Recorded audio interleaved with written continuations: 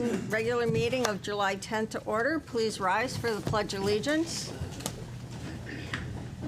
I pledge allegiance to the flag of the United States of America and to the republic for which it stands, one nation, under God, indivisible, with liberty and justice for all. God bless America. Fire evacuation. In case of a fire, you can exit the chambers by the door in the rear or to my left, your right. Go down the exit and away from the building. Roll call, Mr. Secretary, please. Yes. Terrence Lynch. Here. Linda DeGray. Here. John Petronella is here. Frank Alimo. Here. Joseph Muley. Here. Kenneth Helinski is absent. Vinnie Grillo. Here. Christian D'Antonio. Here. Walter Cruzell. Here. And Rob Anderson. Here. At this time, I'm going to see Commissioner Cruzell for the remainder of the meeting for the absent commissioner.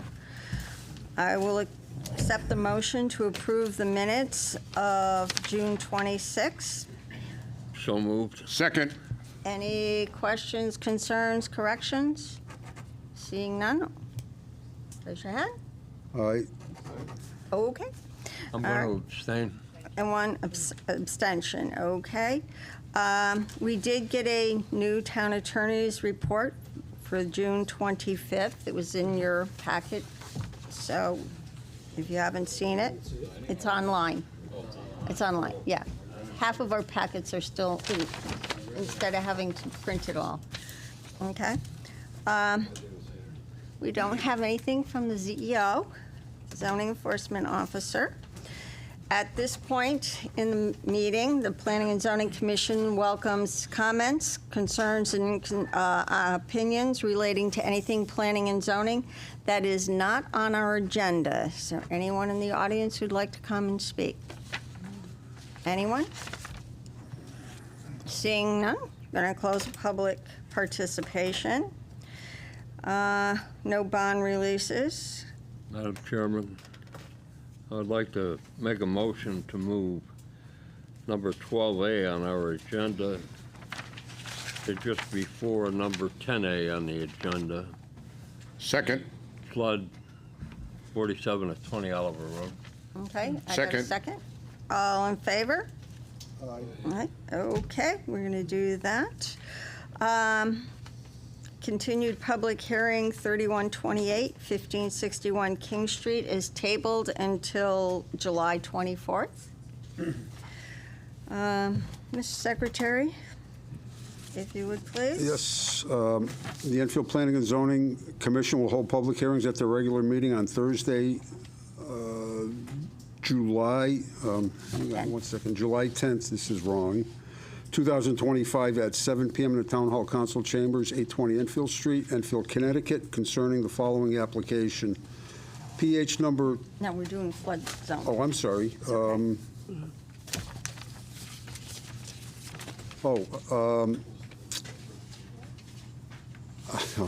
Yeah, FLD number 4720 Oliver Road, application for special flood hazard permit, Seafood Delight Farms, applicant, owner, map 47, lot 42, I-1 zone. Okay. Is the applicant here? And the applicant is not here. We do not believe so. Okay. No, nobody's claiming to be the applicant. Nobody wants to be the, Madam Chair, I did have a conversation with the PE. They did say they were coming. They might just be a little bit behind. okay, so what we're going to do is table that for now until they show up, and then we can open, We have to table public hearing as well. right. So I will entertain a motion to table FLD 4720 Oliver Road. So moved. Second. Okay, all in favor? Aye. Okay. And I will entertain a motion to table PH 3127, 20 Oliver Road. So moved. Second. All in favor? All right, okay, so they're tabled for the moment. Okay, Ms. Secretary. I don't have a legal notice for this one, so I'm gonna have to bring it, All right, I guess. okay. The Enfield Planning and Zoning Commission will hold public hearing at the regular meeting Thursday, July 10th at 7 p.m. in the Town Hall Council Chambers, 820 Enfield Street, Enfield, Connecticut, concerning the following application. Public hearing number 312933 North River Street, application for a special use permit to develop multifamily apartment complex with associated site improvements and amenities, 33 North River Street, LLC applicant, Ilona Levitz, owner, map 7, lot 3, TD4 zone. Okay, is the applicant here? Come on up, state your name and address, and tell us why you're here. Hi, Steve Caprio, Honeycomb Real Estate Partners, 311 Garden Street in Weathersfield. Greg Vaca, Grava Properties, 83 Stoner Drive in West Hartford, Connecticut. All right. So, Madam Chair and members of the Commission, we are very excited to be here tonight, to have gotten to where we've gotten with this project, which is really a transformational project, we believe, for Thompsonville and for Enfield. It's been great since we've last been in front of you to have worked collaboratively with, the great town staff here. We had 4 ARTs and several other meetings and conversations to develop this plan collaboratively. We've been before the Conservation Commission, met with numerous stakeholder meetings with the economic development folks, and really tried to tailor this to your own planning documents and zoning in order to create what we believe is the highest and best use for this site as really a linchpin for future economic development and transformation in the Thompsonville area. What you'll see here is a large multifamily project that accomplishes several goals. It creates very high quality housing, including workforce housing. It's 156 units, as we'll get into the details, so it is of a scale that is transformational. It's transit-oriented, as it is oriented directly towards the new train station, and it serves what we think is one of the most important functions in revitalizing this beautiful stretch of the Connecticut River. So as part of that, what you'll see is, we've proposed a public access multi-use trail that goes the whole span of the property along the river, and that will connect to a later phase and park, bringing it all the way to Main Street. So, we're very excited to have done this together, with the folks in town, to brought it to this stage. We're fully capitalized and ready to move forward at this stage. So with that, I'll turn it over to Steve, who will go into some more of the details. Thank you, Commissioners. So I'm going to go over a couple just highlights of the zoning before we really get started. Then we'll bring up our professional engineer and architect to really go through the plans with y'all. But I just wanted to go over some key zoning elements. We are completely compliant with the underlying zoning and with the underlying text amendment. And I just wanted to go through a few key facts to kick it off, and then we'll bring them up here. I am going to read, just in fairness, I don't want to get anything wrong and don't want to make it as transparent as possible. So North River Street. After extensive title work by First American Title, we are in agreement with the town's report on North River Street. North River Street is a publicly owned road from Main Street to the end of the Eversource parcel south of the subject parcel.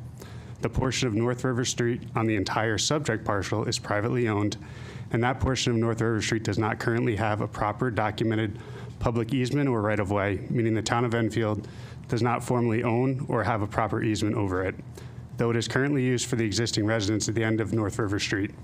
As a result, the developer, we will execute a formal agreement with the town of Enfield to allow a public easement / right of access for North River Street. The developer owner will be responsible for snow removal during the winter season, salting with environmentally friendly salt, and maintenance of the road.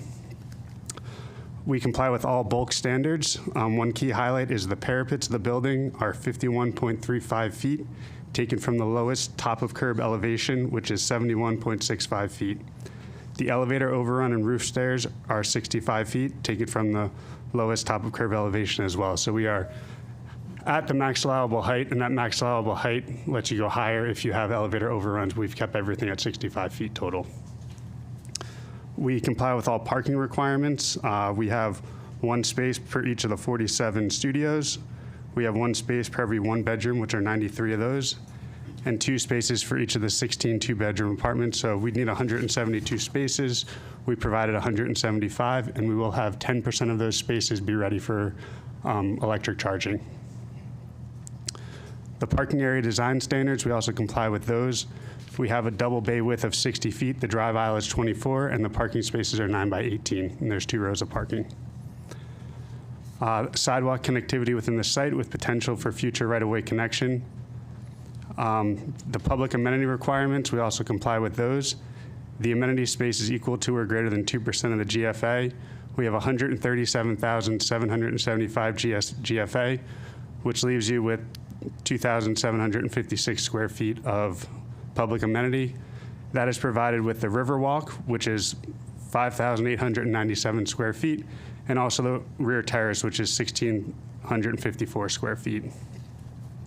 I will let our landscape architect go much more in depth in the landscaping requirements and planting plan, as well as the outdoor lighting and the fences. But I just wanted to give that brief overview just to kind of give some highlights. At this point, we are going to bring up our landscape architect, and engineer to go through the deck for you all. Thank you. Thank you.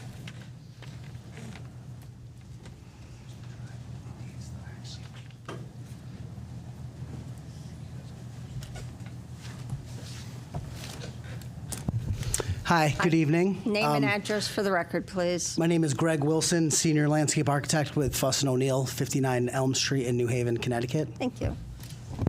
My name is Robert Walker. I am a civil engineer with Fuss & O'Neill. We are also located at 59 Elm Street, New Haven, Connecticut. Thank you. So we have a presentation just to go over the site context. Steve and Greg just went over the introduction and zoning review, and then we have the application plans up and a site plan rendering and some architectural information to go through. That was part of the application package. So just site context, our site is 33 North River Street. It is across from Bigelow Commons and the Amtrak line, and then between the Connecticut River. So we're at the town hall down at the bottom of the page. So the site is right here in Thompsonville, as Greg mentioned. A little bit of the site history. So this site existed as the power generation facility for the Bigelow carpet mill in the early 1900s. And it contained 4 buildings that were a coal-fired power plant, an incinerator house, a steam house, and a pump house.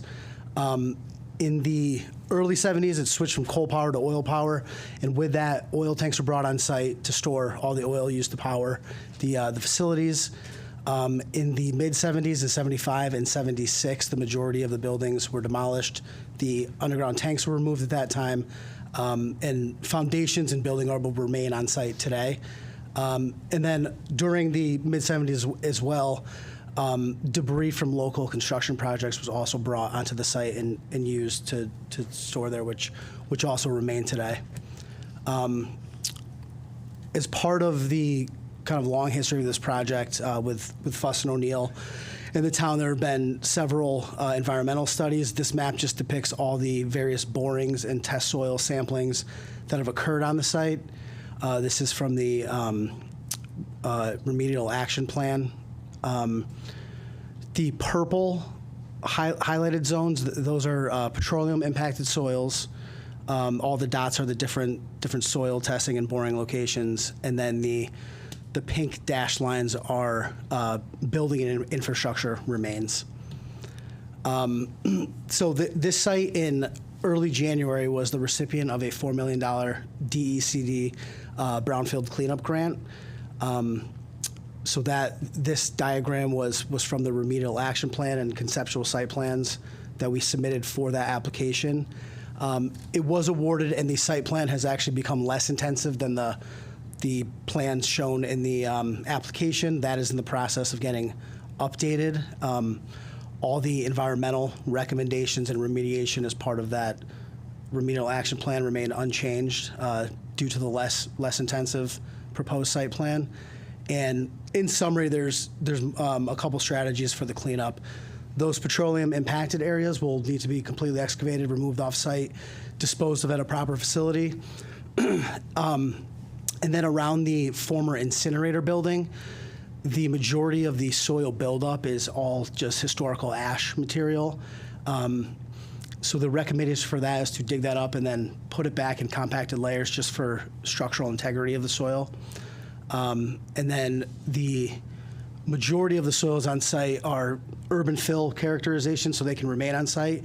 But to meet state remediation standards, they just have to be capped. And we are doing that with the proposed building, the proposed parking, and then proposed landscape zones. There's a minimum of like 1 feet of clean fill over those soils to meet the Connecticut standards. And then just the removal of the large rubble mounds on site. So this is the existing conditions survey. And the yellow highlighted areas are the building remains that are exist on site. We have some site photos, but there's large foundations and concrete pilings that exist. The pink area is the majority of those large rubble mounds. And then the red highlighted is the existing wall that exists on site, which is, we have mapping from the 50s that shows it exists, so it's very much past its useful life. We've had preliminary geotechnical review, and there is some spalling, so that will remain as part of the proposed project, and we were building a new wall behind it to avoid any disturbance waterward of that existing wall. We have some site photos to show you the condition of the site. This is an aerial looking from the Connecticut River. You can see in the lower right-hand corner there's the wall there. Here are photos. The top left is as you enter the site from North River. You can see the Amtrak line to the right. That's elevated with the ballast stone, and then to the left is the site. Top right is a little further down. The bottom left is looking from the northern end of the site back towards the site by the adjacent property. And then the lower right is internal to the site before there's kind of a steep existing slope down to the river. Here are just some images of the building remains that are there that will have to be removed. And here are some photos of the existing wall, below the wall towards the Connecticut River. This is the proposed site plan. So we've added just little legend call-outs, and I can refer to those as I'm going through. So I'll give a brief overview. I'll start at the eastern property line by the Amtrak line. So that's item D. That's a 6-foot vegetated strip with a 6-foot tall fence to separate the site from the Amtrak line. That's going to be planted with the New England Conservation seed mix, which is a wide mix of perennials and grasses. And then A is the 24-foot wide drive aisle for the main site circulation. That's what Steve mentioned, that 24-foot wide zone would be formalized into an easement to allow the continued public access through the site.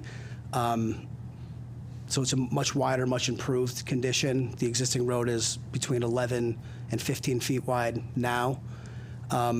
B is the parking stalls. Steve mentioned we have 175 total with 6 ADA spots, and those are 9 by 18 spaces. C is a drop-off zone and turnaround zone that's right at the entrance of the building by the front plaza, which is letter G. Between the parking and the building, we have a 9-foot, roughly, landscape zone that's planted with a variety of native and native cultivars, shrubs, perennials, grasses. Really a layered planting design, textured. There'll be an evergreen hedge in the back of inkberry to provide some screening between the parking and the first floor units. You'll see in some later architectural renderings, it's really a mill aesthetic, so very large windows. And then in front of that are kind of a lower tier deciduous shrubs and ground cover and perennials. H is the building, 4 stories, 156 units, a mix of studio 1 and 2 bedrooms. I is the rear terrace. That's going to be kind of the main amenity space that hinges off the back of the building. In the middle of the building, right where the letter H is, that's the central amenity internal to the building. So there's a very strong indoor-outdoor connection between the interior and exterior amenity spaces. J is a level, flat lawn area that can be a spill-out space on either side of the terrace, and ideally used by the residents with great views to the river. There's a staircase from the rear terrace leading down to the river walk, which is letter L. And that is a 6-foot wide path that spans the length of the waterfront there, right behind our new wall. And as Greg mentioned, that will be fully public accessible, and with the plan to connect to a larger public amenity space to the south in a future phase. To get there from the building, M is a fully accessible, less than 5% path that connects to a side door on the building. K is a sloped lawn zone that goes from the back of the kind of flat amenity zone down to the Riverwalk.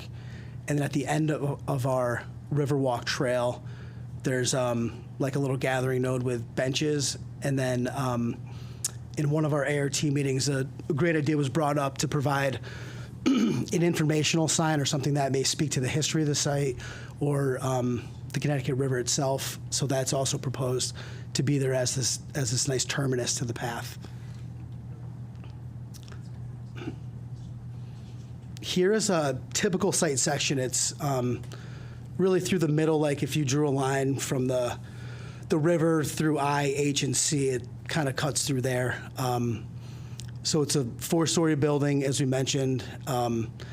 The lighter brownish beige colors are the existing grade as they exist today. You can see the kind of the lighter colored mound that represents the largest mound on the site, and then the shorter one is one of the lower mounds. So really the kind of general site grading is removing those mounds, leveling the site up to the building, having a level amenity zone, and then it slopes down to a vegetated swale, and then to the river walk and our new wall with a guardrail. So you have direct waterfront access and views. And then here are the site plans from the application package with a lot more information. As Steve mentioned, all the bulk standards are met with the setbacks, building height, the parking requirements. And then we have the grading and drainage, which I'll let Robert go into a little more detail on. So as Greg got into with the site section, our site generally grades from the east to the west. In the existing condition, all flows just flow overland through the piles of rubble, existing building foundations, and then either overtop the existing wall going directly into the river, or on the northern portion of the section, flow down that ash-laden slope into the river. In the proposed condition, we've proposed a series of inlets on the eastern drive aisle along the access of the North River Road and the parking to capture stormwater, and that will then convey it through a series of storm pipes to the lower parking lot and then ultimately out the back through a new discharge into the Connecticut River. That will go. Yeah. So as part of that system, we've installed 2 water quality infiltrating systems directly east of the building, one on the southeast section. You can see the narrow strip along the edge of parking there, and then one on the northeast section of the building, and the other narrow strip. Those are designed to hold the required runoff retention volume and provide water quality treatment for flows that are able to enter. And then the rest of the stormwater follows further north, where it then goes down to the lower parking lot. As the stormwater system exits that lower parking lot, there's a proposed hydrodynamic separator, which is a mechanical unit which spins the water to separate sediments, trash, and other debris before it continues down and discharges through the proposed pipe. That proposed pipe exits through the proposed wall, above the existing wall, and directly into the Connecticut River. I'd like to interrupt you right there. Yeah. Could you explain that? Because if you're, and help me, because you're on TV and there's a lot of people watching, you'd be surprised how many people are watching this. I'm surprised what people watch us.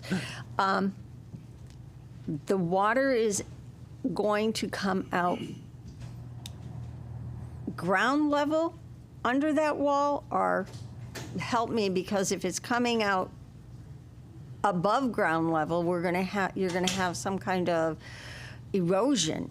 So help me understand that, please. So the pipe is coming out at a location where the river is directly against the existing wall. There is no shoreline there. Okay. So it's discharging above that existing wall directly into the river. Okay, so it's not like dropping 2 or 3 feet and Well, eroding. So it's dropping over the existing wall, but there's no soil at the bottom there. It's the water It's is just going coming to go directly into the Exactly. river. Okay. Yeah, And my next question, again, I apologize, but No, I've absolutely. been reading this stuff for days.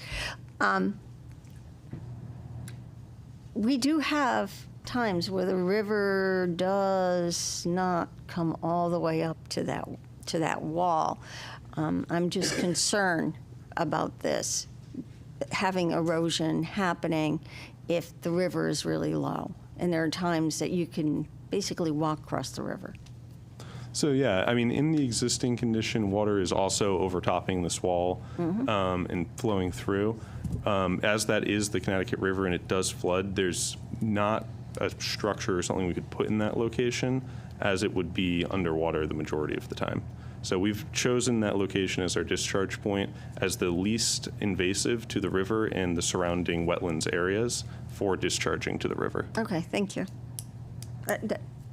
Yeah, I tried to figure that one out, and no, absolutely. continue, I'm sorry. But yeah, and then the only other part of the stormwater system is at the bottom of the slope. On the western portion along the walk, there is a small swale that runs along the walk to capture any rain that comes down that grass slope or any water from the walkway itself, and that then connects into the larger system and discharges at the same point. For construction, erosion and sediment control, we've worked intensively with town staff to make sure we're providing adequate protection, as we do recognize this is a heavily sloped piece of land directly adjacent to the river. We're providing silt fence reinforced with hay bales along the river's edge at the existing wall location in the limits of disturbance. We're also providing an additional silt fence at the top of the slope to prevent flows from coming over and scouring that slope as it's being constructed. There are several stockpile areas on site that will be reinforced with hay bales and silt fence as well as they're moving material and regrading the site. There will be a construction entrance placed at the southeastern corner of the site. I will note the exact location of that construction entrance will shift during construction to ensure that we're maintaining access to the residents to the north and are keeping North River Street passable for the duration of construction. And then that's back to you, Greg. All right. So with the proposed landscape, I'll start at the eastern property line again. So between the eastern property line and our edge of parking, we have a 6-foot zone that will all be planted with a New England Conservation seed mix, which has 14 different species in it, with perennials and grasses. And that's made by New England Wetland Plants, so it's of high ecological value for our New England area and climate. And then I mentioned the large plant bed between the building and the other parking. and that has a mix of deciduous and evergreen shrubs and perennials, grasses, and ground covers for a multi-layered seasonal planting scheme. There are 9 proposed trees on site, which are red oaks and little leaf lindens, and that was a result of the parking space landscape requirement, 1 tree per 20 spaces. So there's nine proposed. There's 2 flanking the entrance and the drop off, and then the other 7 are in the larger landscape zones in the parking area as you head around to that lower parking level.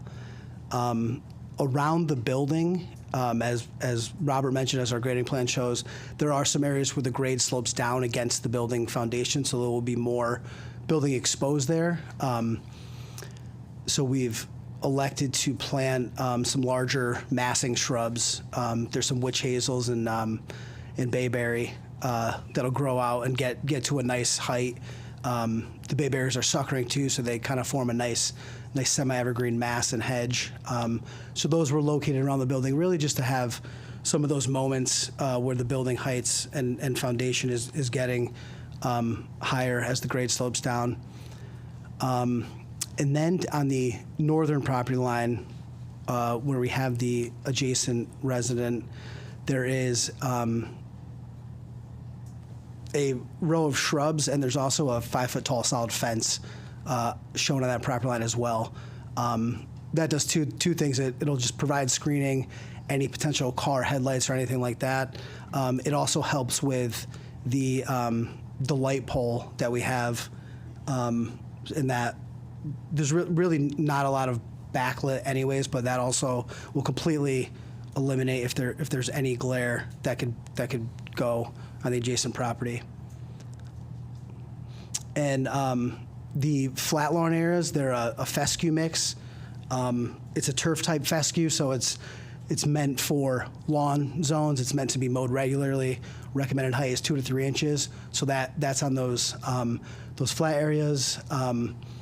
Much better than the typical bluegrass lawns. They're more drought resistant, more tolerant of seasonal change. They're a cool season fescue. And then on the sloped area, we have a fescue mix by Ernst Seeds that has 7 different species in there, 5 of which are a variety of fescues. The top 3 fescues, the red fescue, hard fescue, and sheep fescue, make up 77% of the mix. And their primary value is for erosion control, revegetation, and slope establishment. So that's why we selected that mix. It won't be mowed regularly, and it also won't get too tall like the conservation seed mix. So that'll still preserve views and kind of be more of a pasture-like lawn zone on that slope and really stabilize. In the initial seeding, we're also calling out for annual ryegrass. So that's like the premier erosion control seed. It germinates very quickly. It lasts the first growing season, and that's a very quick soil stabilizer. And then in the swale, we're also using the New England conservation mix. So that'll provide a nice, that can get to around 3 feet tall, 4 feet tall with some of the species in there. So that'll be a nice vertical edge between the river walk and the swale on the bottom of that slope. And then the photometric plan, as I mentioned, so we have no light spill on any of the property lines on the northeast or west. On the southern property line, there's a small area that bleeds out onto North River Street. I guess we elected to maintain that because it provides illumination to the entrance site. It provides illumination on that portion of North River Street where it ends. So to us, that's a beneficial light right there for a public safety issue at the site entrance. And then on the Riverwalk, we have low path lights that really demarcate the river's edge. You can see from the photometric there is no light spill behind them and into the river in any way. They're really just spaced every around 25 feet to really have a nice delineated edge to the waterside path. And then the accessible walk down to the trail and the rear amenity zones are being lit by building mounted lighting. Per the zoning, the pole mounted lights are at 14 feet in the Thompsonville district. They can be between 10 and 14 feet. So that's what we have proposed. And they've also been modeled and specified with full backlit shields on them. So this is how we could achieve the no light overspill on any of the other property lines. And then we have Mark Vertucci from Fuss and O'Neill. He'll come up and he can go over, summarize the traffic impact study.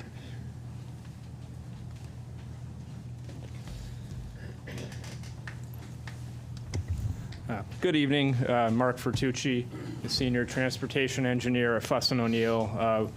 I'm located at the Hartford Office 1 Financial Plaza.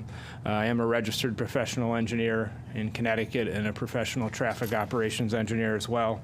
I just want to briefly describe the findings of the traffic study we prepared for this development. As has been described, site located on the west side of North River Street. So cars will come into the site and access via the intersection of North River Street and Main Street, which is an all-way stop-controlled intersection. We looked at that intersection along with Main Street at North Main and Pearl, which is a side street stop-controlled intersection, Pearl at High Street, which is all-way stop, and then the two intersections on Route 5, Route 5 at North Main and Elm, and Route 5 at High Street. So those were our 5 intersections we reviewed as part of this study. We did complete turning movement traffic counts at each of those intersections back in August of 2024. Those counts did reveal the morning peak hour of traffic was 7:30 to 8:30. The afternoon peak hour was 4:30 to 5:30. We also did a Saturday count, and that peak hour was 12:15 to 1:15. So we analyzed those 3 peak hours for impacts. We did consult with the DOT and grew those counts by a background growth rate of about 0.5% per year. That was to get to the design year, which we assumed was 2027 by the time this gets built and opened. We also included traffic in the background volume from the Union Square development, 17 Church Street, which is 70 units there. Now, as far as the traffic that this development will generate, we utilize rates in the Institute of Transportation Engineers Trip Generation Manual, which is an industry-accepted resource for determining traffic generation. And for this 156 units, utilizing IT Land Use Code 220, which is multi-family low-rise development, the manual indicates this will generate 71 trips in the morning peak hour of traffic and about 88 trips in the afternoon and Saturday peak hours. So we took that traffic, we added it to the background 2027 background volumes, or the volumes before we add the development traffic. Adding the traffic in, we get the combined or build condition 2027 volumes. We then prepared a capacity analysis for both the background and the build conditions. And as you know, I think you've probably heard before, the analysis kind of rates the intersections on a level of service scale, which is a report card type scale of A to F. A is a condition of very low delay. F is a condition of significant delay and driver frustration. Typically, the DOT considers level of service D, as in dog, as a minimal acceptable level of service. And what we found was that each of the intersections in the study area is operating acceptably at level service C or better. And when you add in the development traffic, there was no decrease in any of the levels of service at the study intersections in any of the 3 peak hours. We did look at crash history. We reviewed the latest 3 years of data from the Yukon Crash Repository, and we did not find any abnormal crash patterns, frequencies, or severities in the study area. We also looked at sight lines. Obviously, North River Street is kind of becoming is really the entrance to the site. There's no real site driveway to measure sight lines from, but I will note that in improving the road, the current road through there is barely wide enough for one vehicle, but when it's reconstructed, plenty wide enough for two-way traffic, and the sight lines up and down the road will be much better than they are today. We did look at the line of sight at the all-way stop-controlled intersection of Main and North River Street. And with an all-way stop, you just need sight line from one approach to the other three stop-controlled approaches, and we have that at that intersection for safe vehicle passage through that intersection. So just to conclude, our traffic study concluded that the proposed development will not have a significant impact to traffic operations throughout the study area. I did want to note that given we are proposing greater than 100 units here, we are required to go to the Office of the State Traffic Administration, OSTA. They will need to look at this. It would be an administrative decision review here. So should this get local approval, we would then go to OSTA next. They would have a crack at reviewing this as well. So with that, I think I'll turn it back to you, or does that conclude our presentation tonight? No, it's still we got the architecture. Oh, we got okay. So we'll turn it. I can take questions now or in the end, whichever. Okay. All right. Sounds good. Thank you. Thanks. So now we can go through the proposed architecture. Good evening, everyone. My name's Paul Santos. I'm with Newman Architects, 265 Church Street, 15th floor, New Haven, Connecticut. You know, from day one, from the first day we visited this site, it really became apparent that this was truly a special site. The site fostered a sense of a past history of Enfield. The richness of the mill buildings in Bigelow Commons created such a presence on the site that it became very apparent to us from day one that, one, we had to, from a design standpoint, we needed to preserve the heritage and pay homage to that history of the area, and root a design that was inspired by mill buildings. Second was how to develop a long mill building, but still connect it to the Connecticut River. And I think we've done that rather successfully. The facades are relatively simple. They're very rhythmic. They're inspired by mill buildings.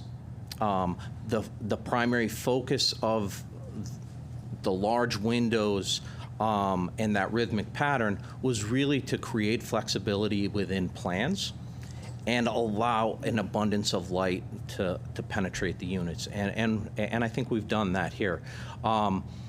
The exterior materials, yes, we're incorporate. We've got brick. We've added some metal, some paneling. We're hoping that it's metal, but in all honesty, that may be a little bit cost prohibitive. But we're shooting for a panelized facade and creating a mass that is almost like a collection of of masses that are simple in form, but help to break down the facade along North River Street. Here you're seeing the primary entry. The primary entry is focused and highlighted by what was conventionally known as a fire stair, right? That primary element at the center of the building helps to announce the entry. It becomes the primary vertical circulation system for the building with elevators and stairs. And what it does is it also helps to connect the amenity space that you'll see in this this plan here. Is there a pointer here? No. Oh. So, in plan, you're seeing the primary fire stair flanking what is a primary entry that connects the Connecticut River to North River Street. The building is very simply organized with a very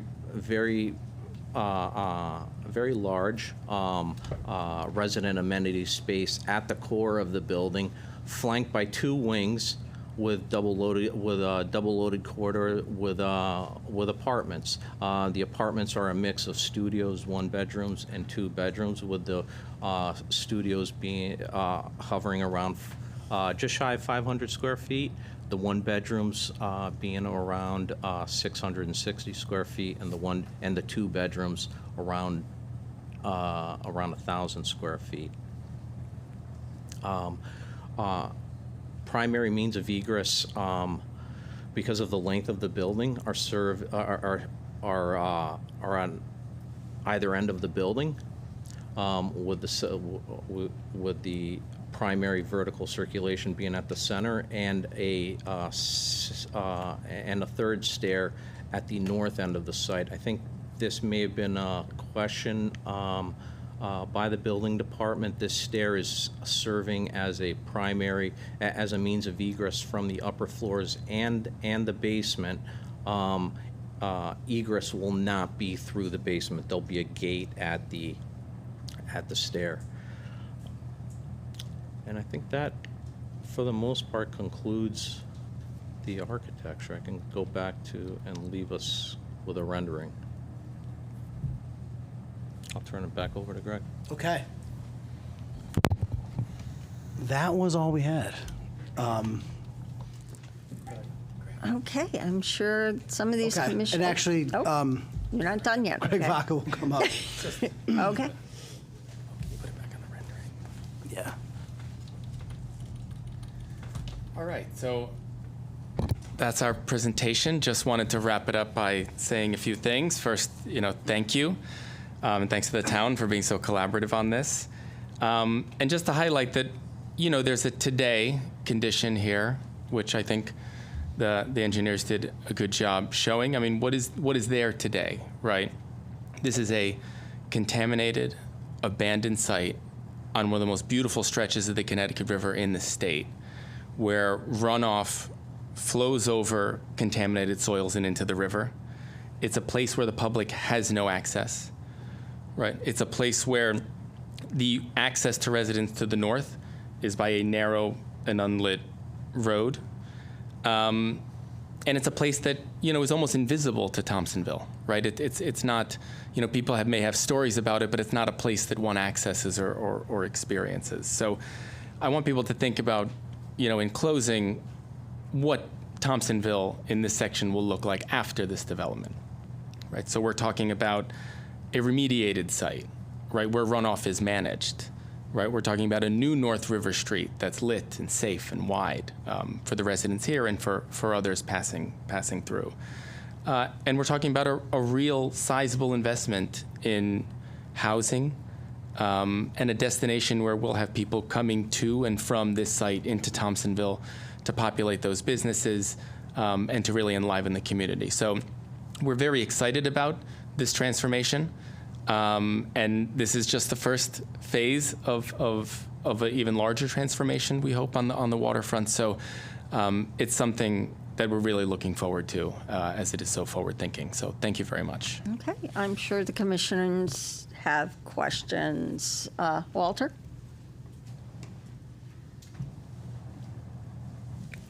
Can you move it to where the retaining, or show the slide where the retaining wall is? Not existing, what is going to be?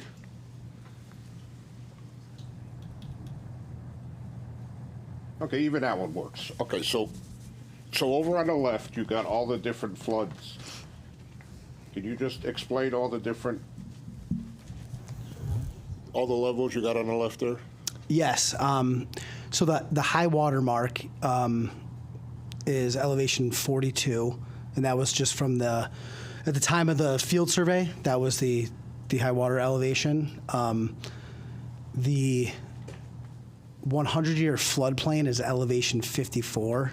And actually, you can see that line. So the 54 contour runs along the face of the existing wall. The top of that existing wall is like 54.5. So it's 6 inches above the 100-year floodplain elevation. Okay.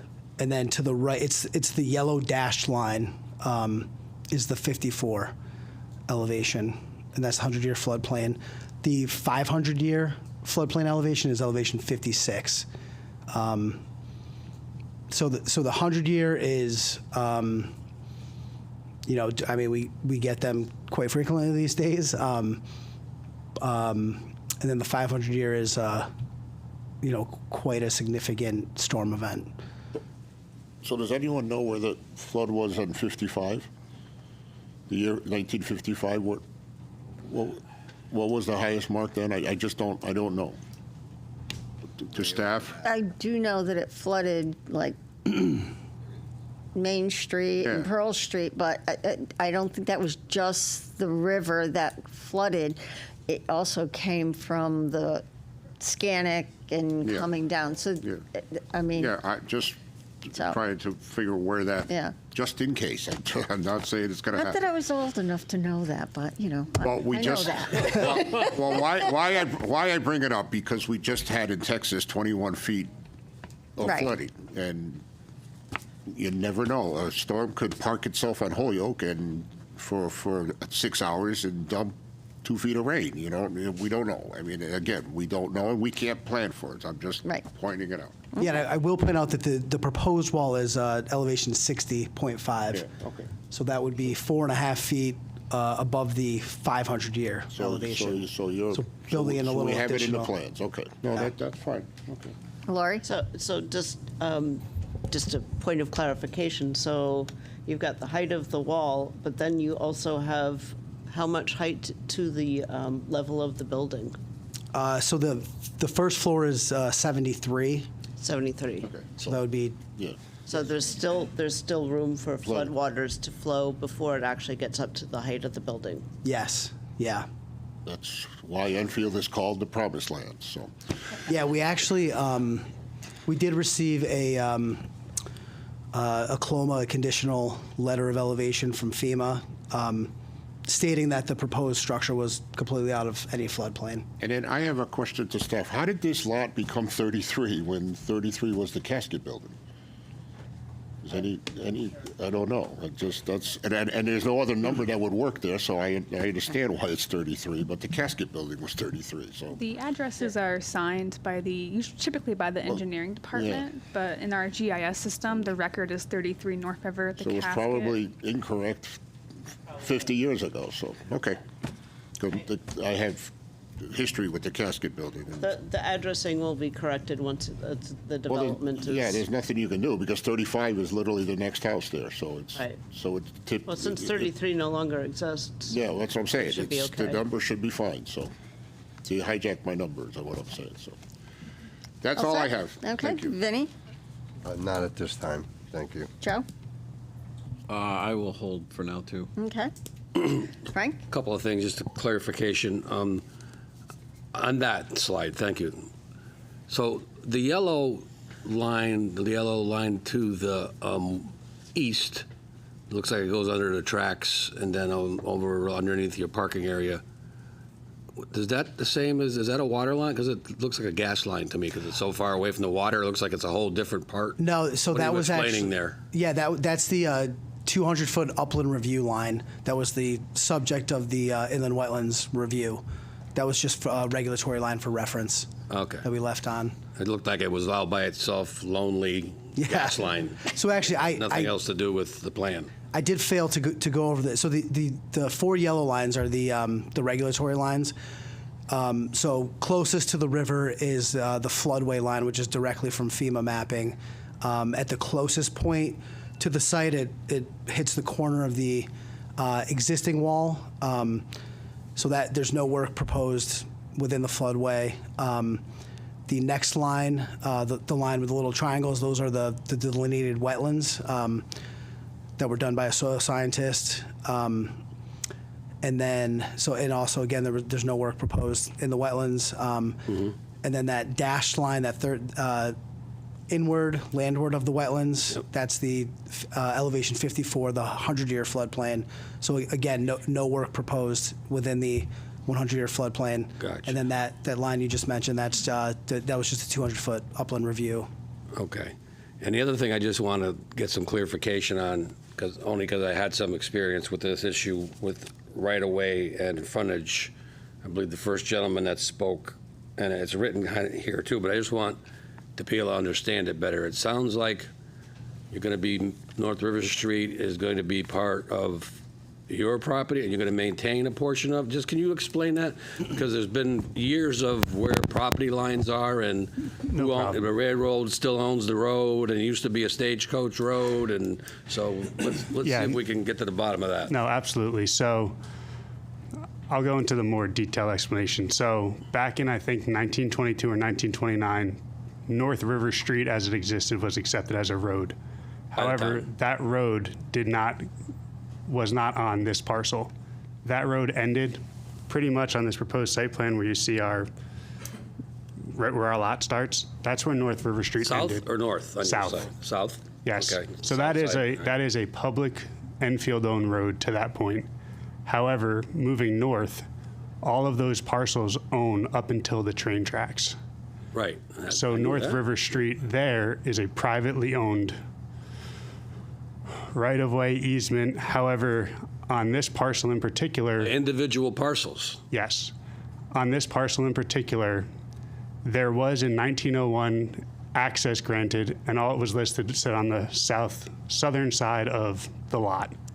There were no meets and bounds. It was never recorded. It was just always there was access allowed.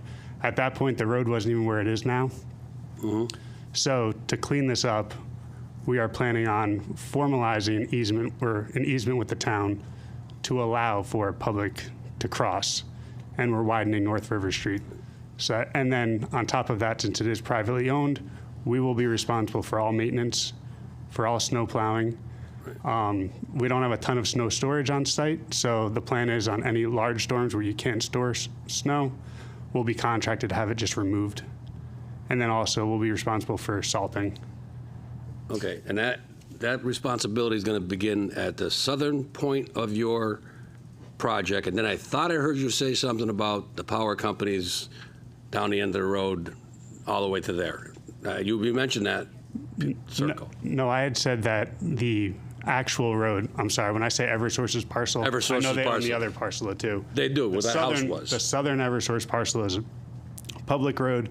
We would only be responsible for our section of North River Street. Right, so then the town would pick up its plowing after you.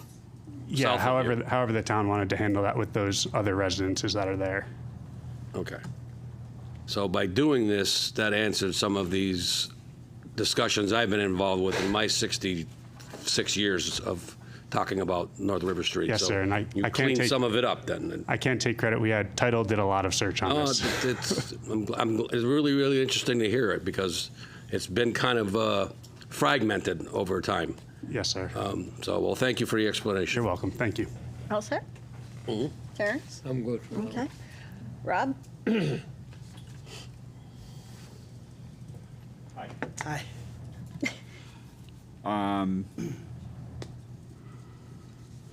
One of the things that concerned me a little bit is you kept on talking about you met the minimum requirements. Everything was, you're just above the minimum requirements. The parking is supposed to be minimum requirements 172, you're at 175. The traffic plan, you're at a C, and C is acceptable.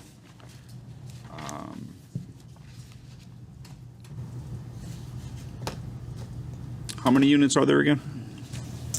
156. All right, so there's 156 units. So if each unit has one car, that doesn't leave a whole lot of space for any visitors or staff parking. There doesn't look to be anywhere for overflow parking. I mean, with the way the road is now, there's no, you can't park on the side of the road. So the parking, although it looks very nice, for the amount of units that you have, it's very concerning to me.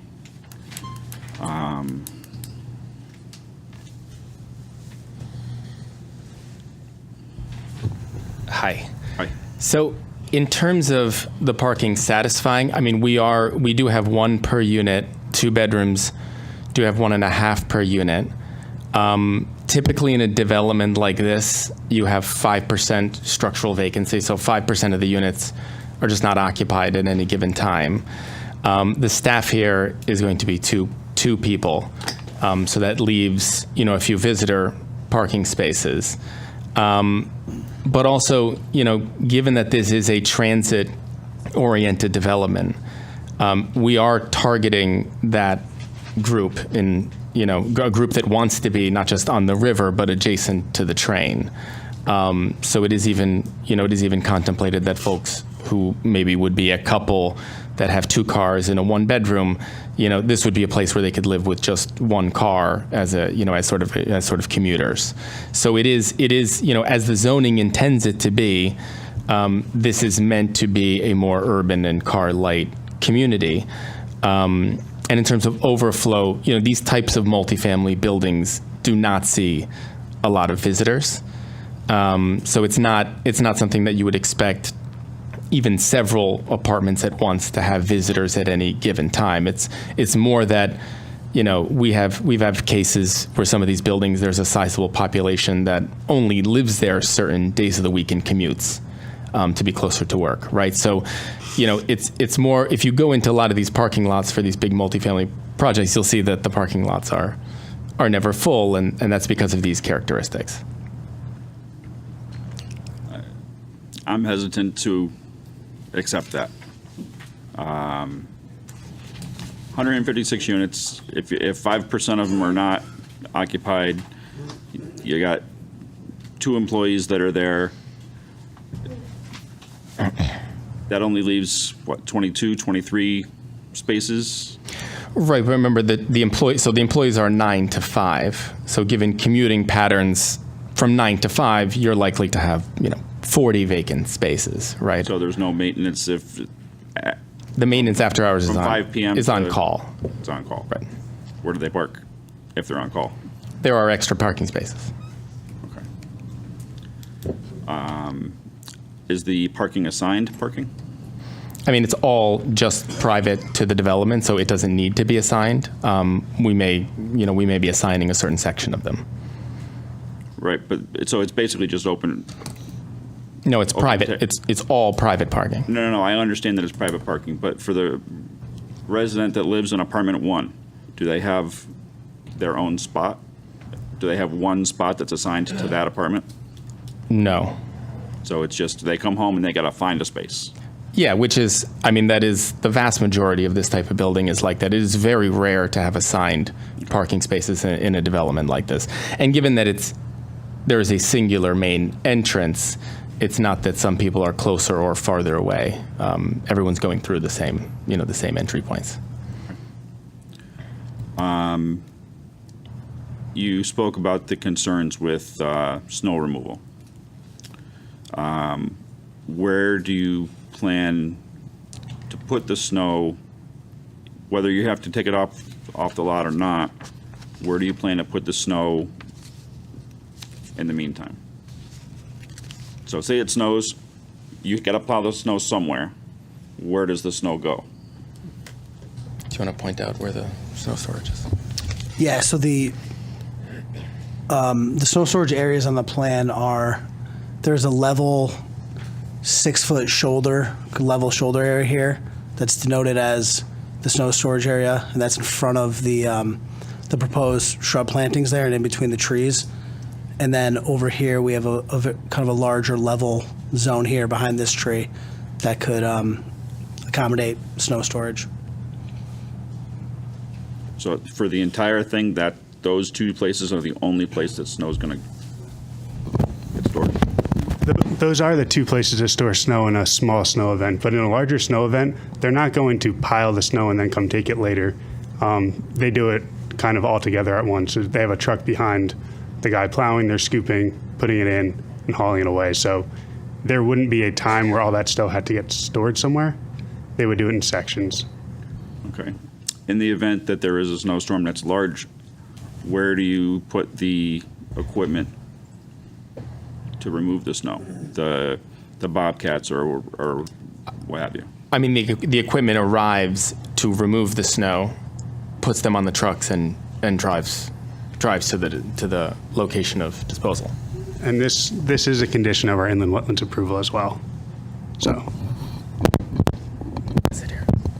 All right, so every snowstorm, you're gonna have trucks with trailers to bring in a Bobcat or a payloader or whatever. That equipment has to have somewhere to go. As far as parking, I mean, this is a common practice for apartment complexes that they contract with a snow removal service. And those guys are equipped to bring trucks in, use them, and get them out of there. So this isn't something that's new. It's also going to be a drastically improved process than what goes on now, where the snow is piled up on private property currently and pushed. And we've heard from some of the residents to the north that they're actually blocked often from getting to their homes. So we see it as an improvement. I've lived in a lot of different apartments, and one of the biggest problems that we always had was snow removal, snow parking, snow this. In every single apartment that I lived in, snow removal and snow parking was one of the biggest problems. So looking at this, it looks like it's going to be a nightmare. Maybe you have some plan to make that never be a problem, but it just looks like it's going to be a problem. So I would just say we are not, as Steve pointed out, we're not reinventing the wheel. This is something that is very typical of these communities. Okay. And again, the vast majority of snow events, which in Northern Connecticut, most of the years we've had recently, there may be no snow event that requires this, right? Last year we probably had one or two where that sort of a service is needed, but that's pre-contracted. And again, it doesn't need to reside anywhere, that equipment. It comes just to remove the snow and haul it away. Good evening. I know I'm a new face. Lewis Brown from Honeycomb Real Estate Partners. Mr. Anderson, this is not the first time this question has come up in my more than 20 years of developing housing, both in Connecticut and out of Connecticut, and it is a legitimate and fair thing to bring up. I will tell you that I have developed housing in western New York, which sees far more snow than we do here. And to your point, snow removal can be a problem. But if you're a professional owner, operator who's invested in the community that you're building, which we are, you put together a solid snow removal plan that is coordinated with a talented contractor that is paid well for their services, and to the extent that you can, you mitigate those problems, and that's what we will do. We received inland wetland approval last week. The issue was brought up then. We committed in that approval as a condition that we would submit to the town a comprehensive snow removal plan that addresses that concern. And as I think both Steve and Greg have said, and we've also in consultation with the neighbors to the north who have said this condition as it currently exists is a real problem. With the new wide 20-foot 24-foot wide street, as well as a comprehensive snow removal plan that we are paying for, we will be leaving the residents to the north in a far better position than they are in today, and we're committed to that. All right, thank you. That's all I got. All set. Christian? No? We can come back. Yeah, I just wanted to clarify a few details about landscaping. One with the rendering shows 2 trees at the southern entrance. They're not on the plan, so if you could just clarify that. The 3D rendering. On the landscape plan? They're not shown on the landscape plan, but they're on the 3D rendering showing the entrance to the property. So it would be the bottom left corner. Yep, southern. There's no trees proposed here. Right, on the landscaping plan. And are you? I just wanted you to address the, yeah. Go back. Right, yeah, you just passed it. The discrepancy. And I know this, the landscaping plan is the official plan, so I just want to know what happened there. I know that's where the gas meter is on the left side. Are you saying right here? Yep. Yeah, there's one on the so left. yes. So yeah, one on the east and one on the west on the rendering. He's saying it's on the rendering. So at some point that was lost. Commissioner D'Antonio, that was part of my staff comments about how that generator pad needed screening, so that was included after. From the generator pad on. From that exact location that you're talking about, I had recommended to them to add the screening per the zoning regs. Okay, and that's on the left side of the west side of the entrance. yes, that. Thanks for bringing that up. Yeah, we did update the rendering because it was after we submitted our landscape plan to include those to screen the generator on that side. And then these plantings are, that's just that conservation mix that extends to the property line in between the curb.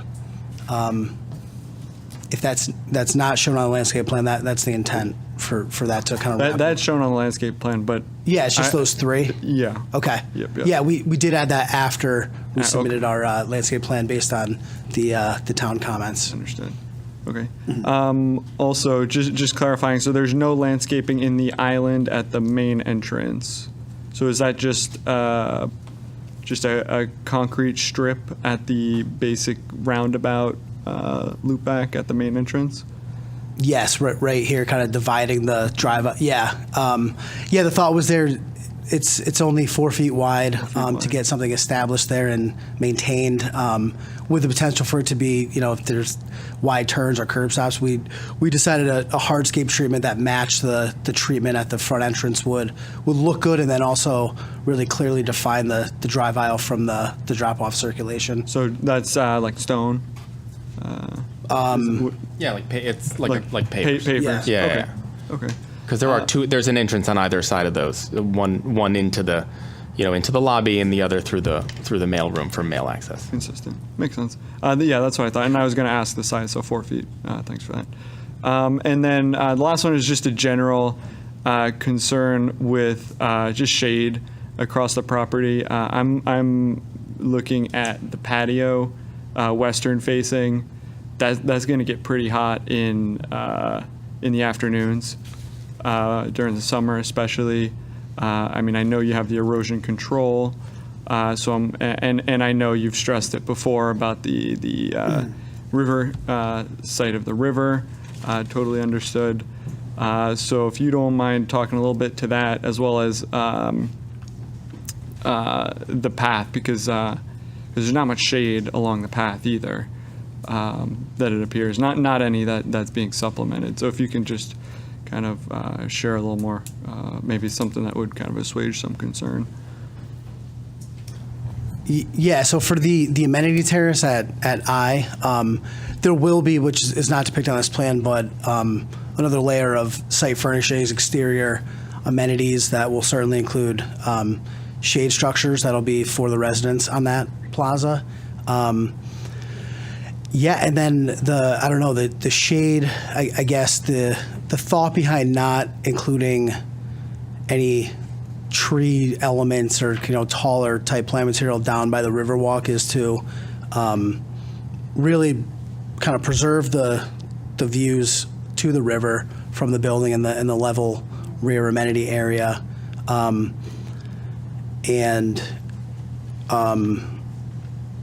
just have kind of that path be as close to the river as possible within our developable limits of work. Also, so that this aerial, as I mentioned, we're not doing any work beyond or into the 100-year floodplain. So those trees that are shown on this aerial beyond our limits of work, those exist today and will exist at the bottom of that wall. There's areas, where it's a steeper slope that we are not touching or disturbing. We're leaving to remain. So that is reflective of the vegetation that exists down there now. That's a more riverbank growth. What does that height look like? Because that's a drop off, because that's the wall and it drops off, right?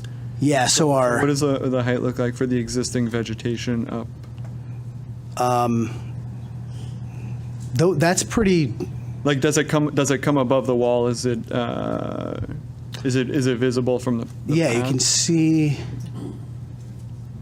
Like, for example, this stuff at the bottom of the wall, that you can see that extends up, quite a bit. It'll be, if our new wall's 4.5 feet above this wall, so you'll definitely, those are exist and be maintained.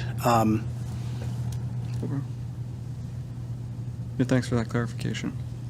That's all I had. That's it. John?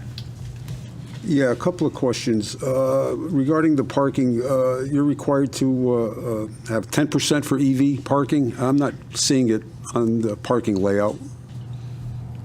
So the requirement is to have the infrastructure in place for 10%.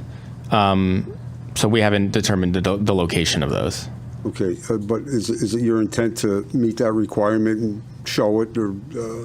We'll meet the requirement is to produce the infrastructure. At first, we're going to respond to demand. So at first, there'll all be double chargers. The first will probably just be one double charger, so there's 2 spaces. But there is a state requirement, I believe. Yes, the state requirement is just for the infrastructure, not for the chargers, to be ready to put in the chargers. Okay. But the chargers are not required. All right, and I'm not seeing it. Maybe it's there, but I was looking for, a bike rack for bicycle parking. So there will be a indoor bicycle storage for the tenants. Okay. That's why I didn't see it outside, I guess. Yeah, there'll be a whole room for that. With respect to the generator location, which is out by the entry, I think, that's what I see. Now, I'm not seeing any details there for an enclosure or something that for screening for it. Is there anything that you're proposing for that? I just don't see it. I see a generator drawn there, but I'm not seeing landscaping around it. I'm not seeing a fence or any screening around it. Yeah, there's no screening fence proposed. We did add in this row of shrubs between the property line and the generator to screen it from North River Street. Quite honestly, we just hadn't considered an enclosure for that. Okay. You said you do show shrubbery or landscaping around it? Yeah, so this rectangle is the generator, Yeah. and then these shrubs are proposed as plantings between the generator and the property line. Okay, yeah. I was looking at the. But to clarify, that didn't make it onto our landscape plans. Correct. That was a response to staff comments we got last week. Yeah, I So don't see it on the added LP it. drawing, so. Yeah, That will be added. absolutely. All right. Okay, that's all I have for now. Frank, you had one more question before I go? Commissioner Anderson brought up about the snow removal here. Just looking back at the comments. So our engineering, our town staff and professionals are asking or requiring what I think you had mentioned, a written snow removal maintenance agreement. Also talking about pavement. So I think they're talking about when you do plow, if you bust up the road, you have to have an idea or how you're going to maintain the pavement. So I think those concerns are addressed in the town staff's reports here. Have you adopted into your plan, or it's going to be? You're saying a pavement? Well, they're asking you for a written maintenance responsibility. Right, we will be. And I think, and that was the only comment I've seen relative to snow or Right. snow shelves. They didn't ask for shelves or, and that was part of the ERT. Right. Okay. And you've agreed to that. That's right. Yeah, we have agreed as is in the report there. Okay. That will be And, any and excess town snow that we engineers, can't store town there will- engineer was acceptable. Everybody. Yeah, I mean, this came from Yes. town staff. Yes, the comments have been updated since my memo, and when you ask for staff's input, I'll go over the departmental comments. All right, because that clarifies that issue, I think. All right, thank you. Hi, I got lots. These guys were nice to you. They were. Apparently, you are working on the road situation because those houses to the north have been there, some of them since the 1920s, and they're long-term residents, and they've had their street plowed and services. So I want to make sure that those still. To staff, I did not see any notes anywhere on parking lot maintenance at the end of every snow season, because I did read the inland wetlands, and it said they were not to use any kind of salt products, so they're going to be using a lot of sand, so there's going to be a lot of sand for cleanup. That's just something I noticed. So, please. We will be using salt, but the environmentally friendly salt, like the kind you'd use if you had dogs or animals or small children. Okay, but you'd still have some sand, and that will need to be cleaned up at the end of every snow season. Our intent was not to use sand. Okay, all right. On your site plan, page CS 101, you have a 5-foot privacy fence for that northern neighbor. Why can't we make it a 6-foot on a berm? I mean, you're taking away all those trees that currently are between them and anything south of them. So they're just going to have some shrubs, a tree, and a 5-foot fence. Is there some way we could come up with something that could give them a little bit more privacy? Seeing that they're really losing a lot. Yeah, no, for sure. If they preferred a 6-foot fence or something, that is not an issue in our mind to do. Okay, that was, you said the public can have access to your river walk. I don't see a place for the public to access the river walk without feeling like you're intruding onto your apartment complex. No, that's a fair comment. I mean, right now, the public access is right when you get in down North River Street, directly to the left, you'll see kind of that path going down. Yeah. It is ADA accessible. That's going to remain there. That's what we did now to give the public access. However, Phase 2, which would be the Eversource parcel, we would connect the Riverwalk along the Rivermore, dumping out on Main Street. Okay. So right now, we wanted to at least provide access, ADA access, for all the public to use it, because we know that's further off. All right. Storage for the units, where's that? I looked at your apartment layout, and I didn't see any, like, storage closets, and we do require storage within the unit or in a basement. Where is that going to be? In the attic? I mean...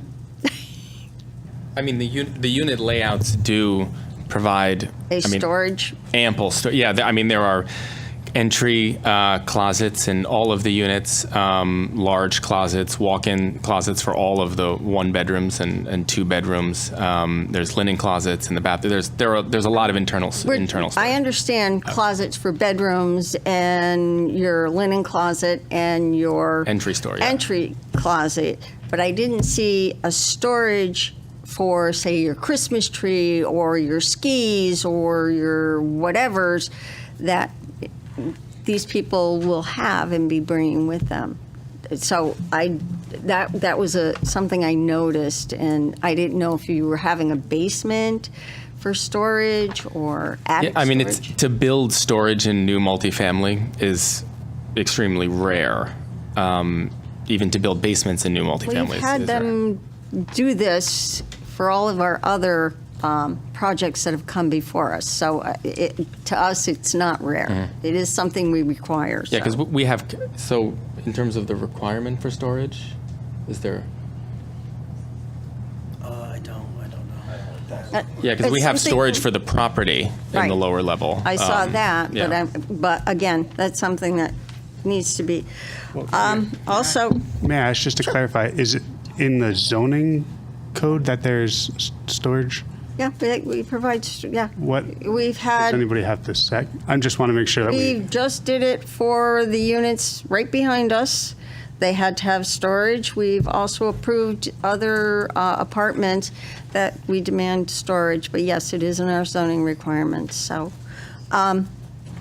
again, you can take a look at your design and tweak it.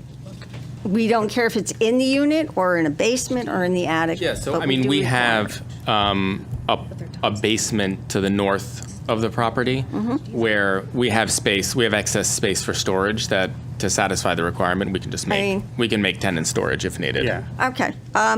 Second thing, another thing is, I didn't see anything for pest control inside your, I'm going to use your words, your waste management compactor room. That's going to attract little critters, and you're on the river. So I didn't see anything mentioned about pest control for that area. I mean, we'll have typical pest control strategies together with our property management company Okay. there. And there's a big elephant in the room, and I know a lot of people are concerned about it, is the remediation. And it's a huge thing. I'm very happy that somebody's taking on this project. But could you give us a little information on how this is going to go and how you're going to protect the neighbor that's like a foot away from your property line? Because you're moving some really nasty things like mercury and lead and cadmium and ash. So help us out so that it can put these people at ease, how that's going to go and how you're going to protect them during that. Because you're disturbing all of this soil now and bringing it up.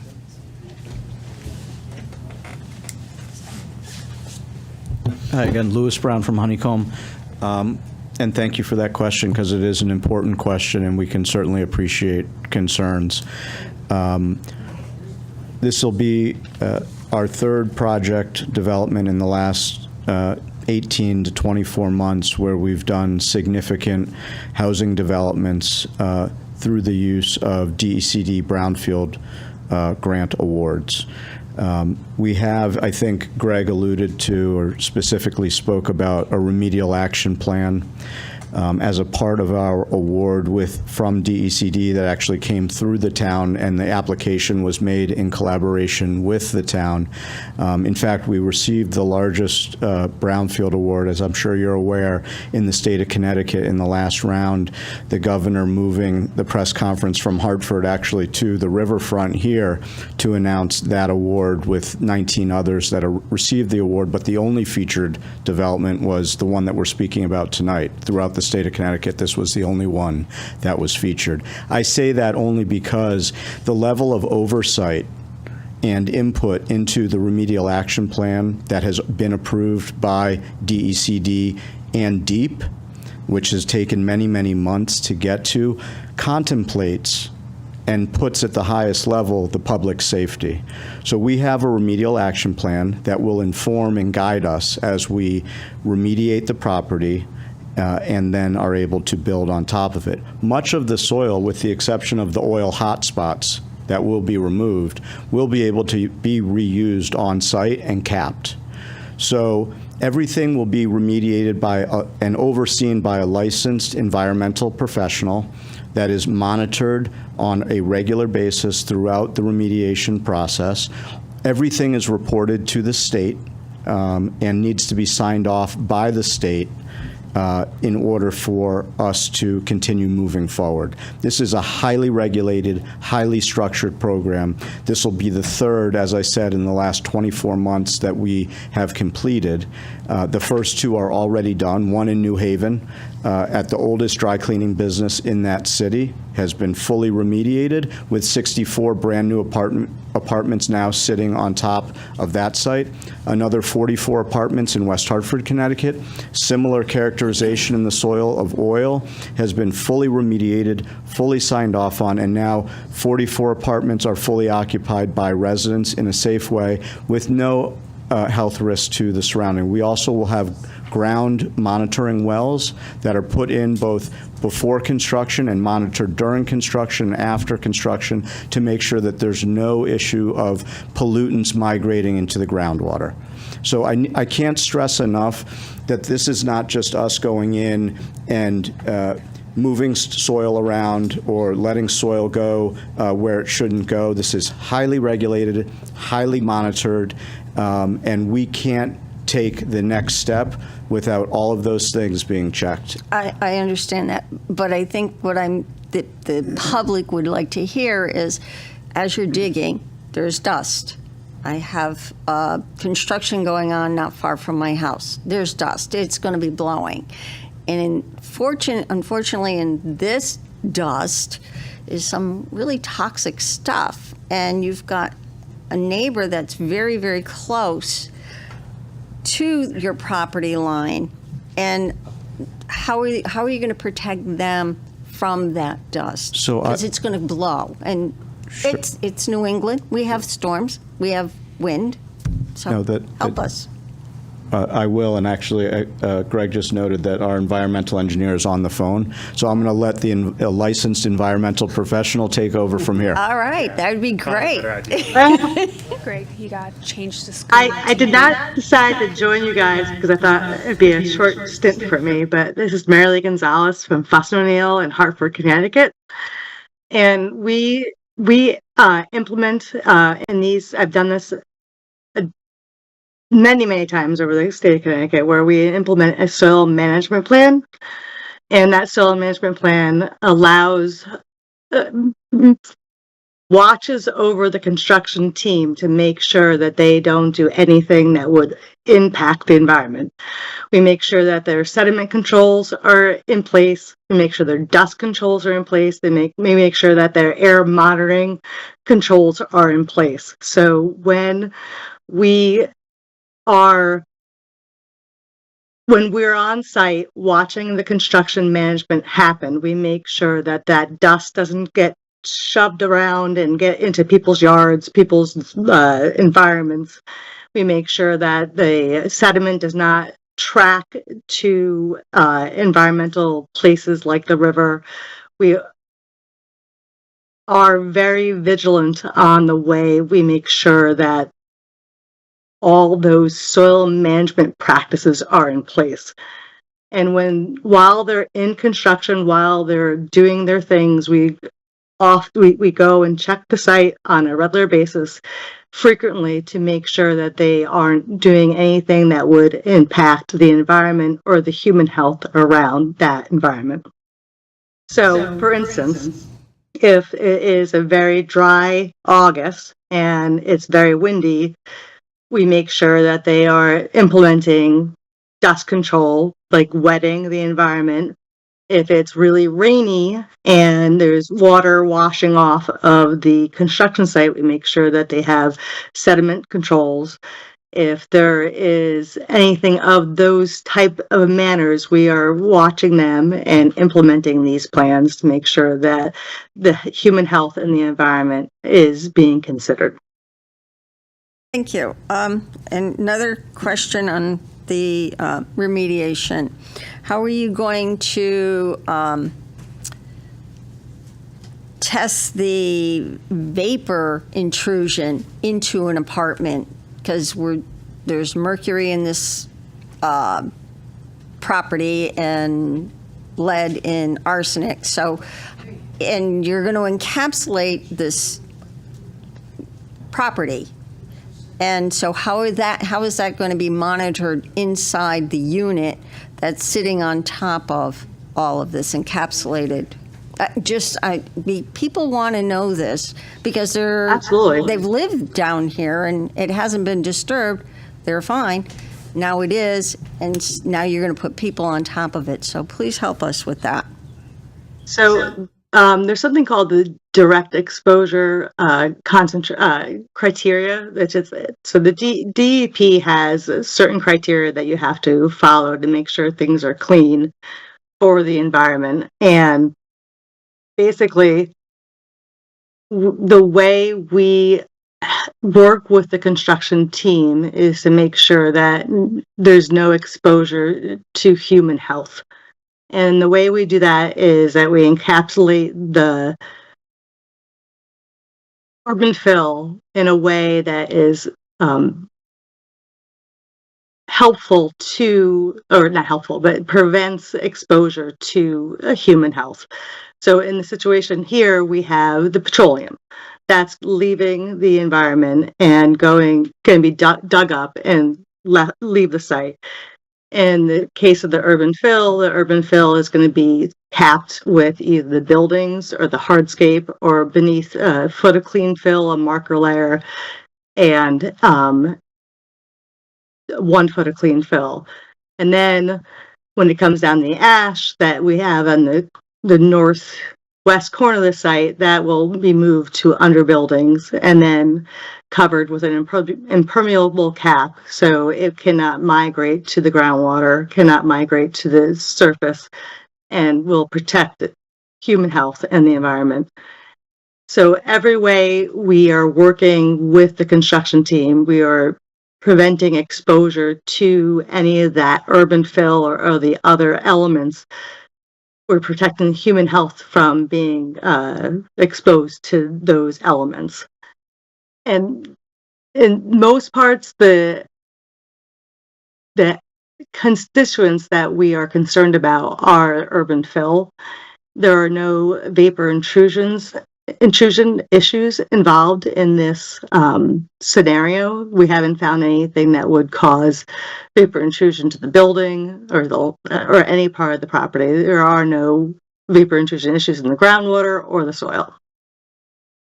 If I may just add, though, on vapor intrusions, we are required to do testing for radon, which would be a vapor intrusion. To the extent that any is found, then we do put in as we're building, we put in a radon mitigation system. The one other point that I think is important to bring up, and I think it was highlighted earlier in the evening, the site as it currently sits, we all know, is an environmental hazard with none of these things in place. I know that, but people aren't living on it. Well, but there's opportunity for it to be disturbed currently. Right. And we know actually that people are currently living on it, in fact. Many people. Unprotected, and I think that that's important to point out. All of the things that we're doing in our development will be enhancing the protection of surrounding neighbors to the north, and as well as the community at large. Right now, we have a polluted site that is open to the public with people living on the site, I will say today.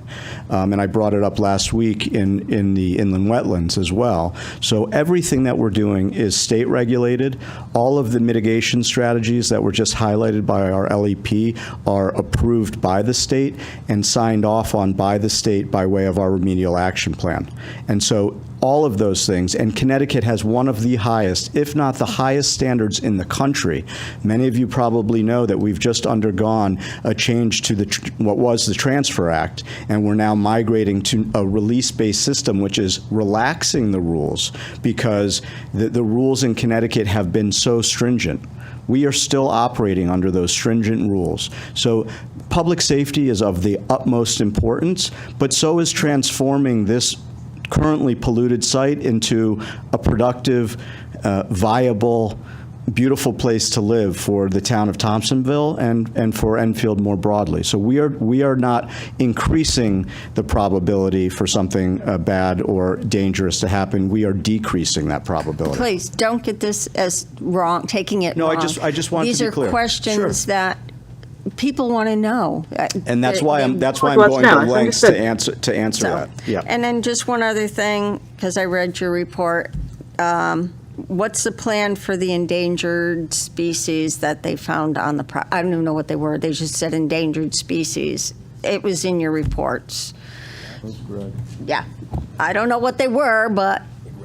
Which report were you? That was Which the report? That was the remediation report. I don't remember. The database Blob map, yeah. The biodiversity database map. Yeah, there was, so I don't know what they were. It just mentioned that there was. Yeah, that was not our report. That was, Okay.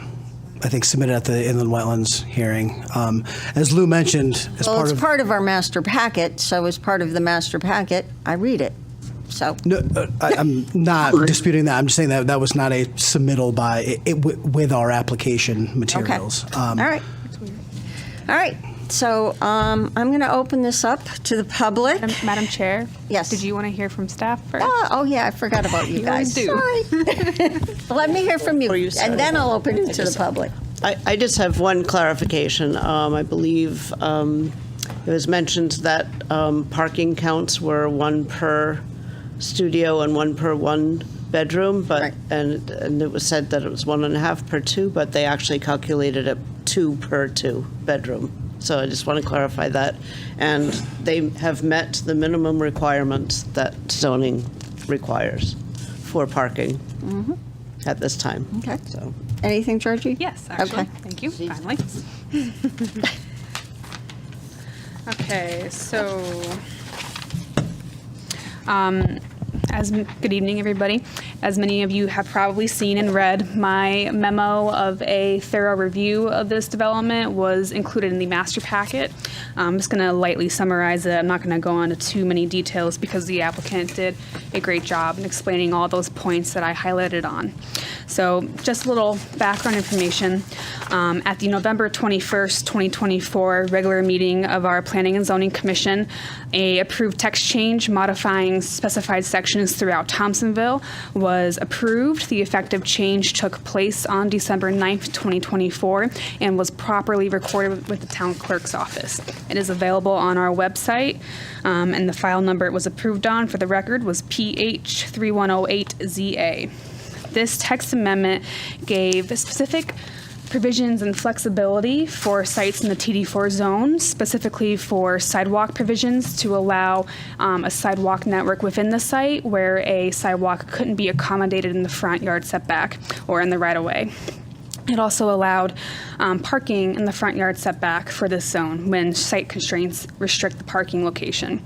Landscaping and parking flexibility was also included to allow a reduction of the requirement of landscaping and to allow landscaping to be placed in additional areas of the site where the canopy trees can't be met due to existing site constraints. So that was just the overall summary of the main points of that text amendment. As we are aware, the proposed project is planned to be waterfront garden-style apartment community that draws architectural inspirations from the manufacturing heritage of Enfield. They are proposing the public riverwalk starting from the south side of the building, running north along the river's coast and ending with a small seating area and an informational kiosk. There are other amenities proposed as well within the site, specifically within the apartment building. I just want to mention they are proposing interior amenities such as a pet wash, a game room, a lounge room, work room, gym, and additional 359 square feet on the 3rd floor for the residents at the proposed development. The parking, they have 156 total units, but they have 93 one-bedrooms, 47 studios, and the 16 two-bedrooms. And they do meet the requirement for that parking calc, as what Lori just said. The stormwater management in the FEMA section is a little interesting here. They did receive a FEMA CLOMA, and for those of you who may not know what that means, FEMA being our Federal Flood Management Association, a CLOMA is a conditional letter of map amendment, which officially amends that flood zone that you see on FEMA.gov when you search up addresses. So this is a avenue that developers take when a site is above that base flood elevation. And what this developer did, it can be an extensive process, sometimes taking up to 6 months to receive such a CLOMA. But this was received from them on February 14th, 2025. The CLOMA was approved from the director of FEMA, and it was stating that the proposed structures will not be located within the special flood hazard area. Therefore, they did not have to apply for a flood hazard permit, and we do not regulate the 500-year flood zone. They are proposing water quality treatments, which are provided with a 1 hydrodynamic separator and 2 on-site infiltration systems. So any stormwater leaving the site will be filtered and clean. They mentioned their traffic study. The conclusion of that traffic study was in the professional opinion of Fuss & O'Neill that the proposed development will not have a significant impact to traffic within that study area. I did receive updated departmental comments, one being from the traffic department. He had completed his review, citing no comments or concerns for planning and zoning. The fire marshal signed off on his review, stating no concerns for planning and zoning, as well as the health department, who signed off on their review earlier as well, stating no concerns. The building department did not have any specific concerns. Most of their concerns are building code related, which will be addressed when they submit for their building permit. There will be a maintenance document submitted to us not only for their snow plan, but for the road maintenance as well as their proper easement and recording of how that agreement will work for North River Street. For planning comments, the erosion and settlement control plan does satisfy the requirements of Article 7. There are no buffers required when residential abuts residential. The fence in the front yard setback should be discussed with the commission as it exceeds what is currently allowed in Thompsonville. And the generator needed screening, which the applicant has included that screening with those additional shrubs around the generator pad. And then, of course, the need for the 10% EV charging spaces, which the applicant is correct with that statute for the 10% EV charging, where they only require the infrastructure to be put in place and that the electrical line be able to handle the charge per the building code. So that will also be reviewed when they submit for the building permit by the building official. All set? Hang on, just want to make sure I got everything. Yes, that's everything. Thank you. Okay. All right. At this time, I'm going to open it up to the public, and we realize there's been a lot of information and evidence already offered. The applicant has given us, and now it's going to open it up to the public, and we are only going to allow, because there is a large public, a minimum of 5 minutes per person. If you've submitted something in writing, you don't have to read it. It is part of our record. If somebody has already brought something up, please refrain from repeating it. There is to be no personalities or presented. So I guess we got a list. All right. Jay and Marjorie, and I don't want to kill your last name, because I will. Thank you. Come on up and name and address for the record, please. Madam Chair, point of order.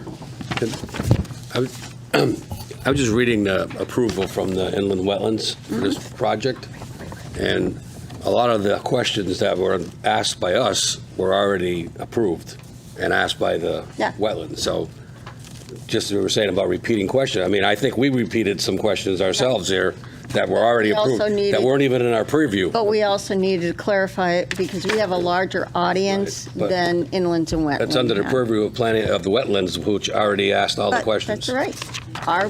Our purview is health, safety, and welfare, and I wanted to make sure that the public hears that our concerns are heard. Yeah, I just commend the Wetlands Commission for doing a thorough job. Everything's right here. Conditions of approval. All right. Okay. Sorry about that. Name and address for the record, please. I'm Marjorie Stratinger, 35 North River. We're the neighbor to the north, that one right on the property line. So I have 3 issues that I just am curious about. Okay. Linda, you said that there was arsenic and heavy metals. I'm not aware of that in the report, that's an issue. I thought it was ash from generators, so It's in the ash. well, okay. So if I could step in, if that's okay. So the soil that is in a very specific area, not so close to your property, has ash and lead in it, and it's, as we do our construction, we'll be mitigating any kind of dust upheaval. So there should be no concerns on anything that any air issues. We'll be doing air monitoring. We'll be making sure that there is no issues with dust control, making sure that the construction team will make sure that there is nothing that will be up in the air that is breathable. And that's typical for most construction sites. It happens every time that you have a construction site. They dig dirt. They make sure that the dirt is not blowing dust all over the place. And quite frankly, the stuff that they're going to be encountering is going to be picked up and put down in another spot, and minimal dust accumulation will happen. 70-mile wind that day, we don't have to be concerned. We've had 70-mile winds. When we deal with soil, we usually cover the stockpiles that we have. We cover the soil that is happening, and if there is a issue with dust, we suppress it. The construction team will suppress it with dust control measures, such as wetting the source of the soil. Okay. So my next question is, what is the time frame for this excavation and remediation period? Like, if we're living there, how long are we expecting that to take before that, from start to finish on that remediation? Okay, Sheila, generally, I allowed the expert to answer your first question. What do is ask your questions, No, I and don't then know. we will have a rebuttal by okay. the property. So your And then next my question is third- your timeline for Got it. remediation. My third question is, where that river walk is, what's going to prevent people from continuing to walk on our property if it's public access? Those are my three things. Okay. So we come at this at two different directions. I'm Jay, the husband, the other owner of the 35 North property. As an engineer, this program needs to happen. I can tell you that I am quite frustrated by all the trash and the traffic, the unwanted traffic that we get, that I would like to see this committee approve. This is a good plan. It's a valid plan. It's a plan that will take care of 99% of those problems that I see. We have a road that's full of potholes. We have, a lot of problems that we can fix with this project. And the homelessness. Yeah, there's a lot of homeless traffic. But I don't know what you do about that. Oh, you build. Okay. Anything? But this project would also address that. Okay. Thank you. Thank you. All right. Thank you. Bill Cody.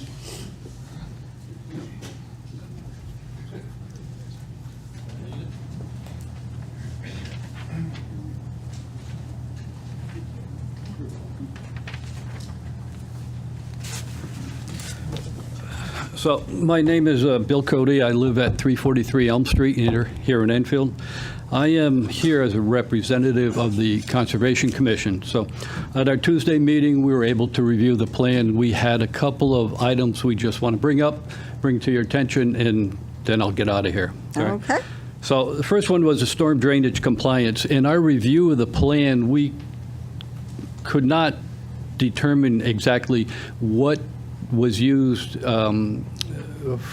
to design the stormwater drainage system, whether it was a 10-year plan or 10-year peak flood or 25 or 50 year. We did notice in the zoning regulations that they require a 50-year, in fact, I got it here, it's a 50-year, 24-hour storm peak discharge. Now, being in proximity to the Connecticut River and the pollutants that are in the soil, any stormwater runoff could have potentially damaging effects to the Connecticut River. So the section of the river, given the proximity of the project to the Connecticut River and the fact that this segment of the river is included in a state and federal national biodiversity zone, we strongly recommend that the stormwater drainage requirement not be compromised. So if it's 50 years, we ask that it stay at 50 years. Now, everybody's been talking about snow stockpiling. So we had our own discussion on this on Tuesday. The proposed stockpiling area appears undersized relative to the parking lot scale. Section 10.10.6 parking requirements of the zoning regs suggests that up to 25% of the minimum number of required parking spaces be allocated for compact cars, allowing for a corresponding reduction in parking space size. So there's been some discussion on the number of spaces. Are there enough for the planned project? But we're looking at this. If some of those spaces, up to 25%, were reduced in size for compact cars, could the snow stockpiling or the snow stockpile area be enlarged to take more snow? And the reason for that is, again, proximity to the Connecticut River. We had a question about the public access area, the 2%, that was answered. I won't read that. One of our members did just observe, and this is only an observation, we're not landscape people, but the landscaping plan calls for 3.5 pounds of seed per 1,000 square feet, and the manufacturing guidelines on that particular, I think it was Black Beauty grass seed, recommends 5 pounds per 750 square feet. And again, we only raised to point out a concern for potential erosion, especially given the site's proximity to the designated natural diversity zone.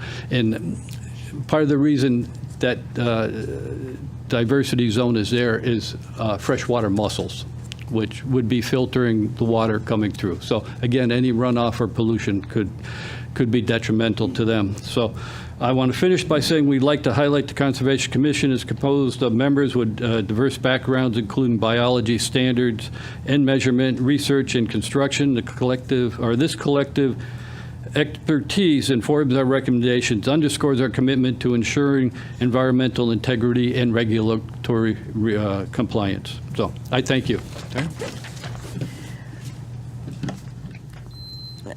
Okay, Karen LaPlante.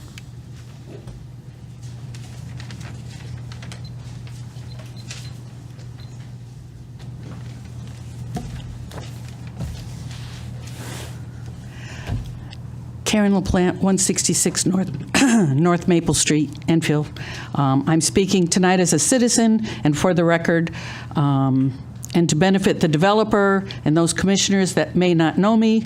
My qualifications include 30 years' experience as a general manager of a public utility, which includes working with developers on housing developments, reviewing site plans, and working with various state and local agencies on compliance, regulatory, and policy issues. I have also been a member of the Conservation Commission for around 20 years and have appeared in front of this commission and others and provided comments regarding other projects that have come before you. Although I do not consider myself an expert, I believe I am qualified to offer valuable insight into issues I see on this project, and I hope this commission will at least take the time to consider my comments before making a decision. My initial question is, why are you even looking at this project? The developer has stated many times, even tonight, and in their documents, the only access to a town road or formal right-of-way is the southern tip of their property. That frontage on North River Street on the existing conditions map and site plan is approximately 18 feet. The zoning regulations, general requirements, the simple general requirements, section 3.20.2A states that any lot of record having less than 50 feet of frontage shall be considered non-buildable. Non-buildable. So if we're not recognizing that street that exists there now, this lot is not buildable. How do you propose we resolve this oversight? I'd like to come back, but if I only get 5 minutes, I suppose I have to keep going. The problem is, when I did this at Wetlands and gave them all my issues, I only got probably 2 answered. So I hope they're taking notes. What are the qualifications of a street within your regulations?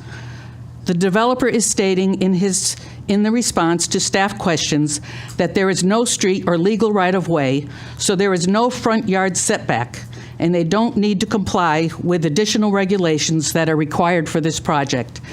That comment was in your in response to staff from a letter from the engineering firm. I suggest that you start with the definition of street. Simple. What is a street? Read section 2.30.111. I would like to offer this document from the town clerk's land records from volume 60, page 485, and referenced on the site plans on note number 9 of the existing condition page of the developer's plans. So they've acknowledged this document exists. They did not provide it to you because they don't want you to know about it.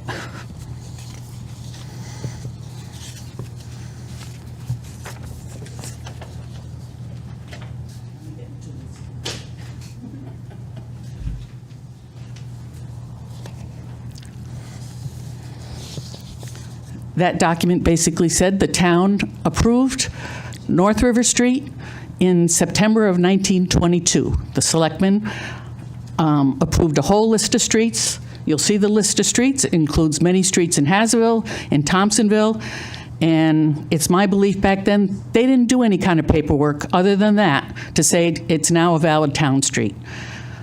Where did that street exist at this point?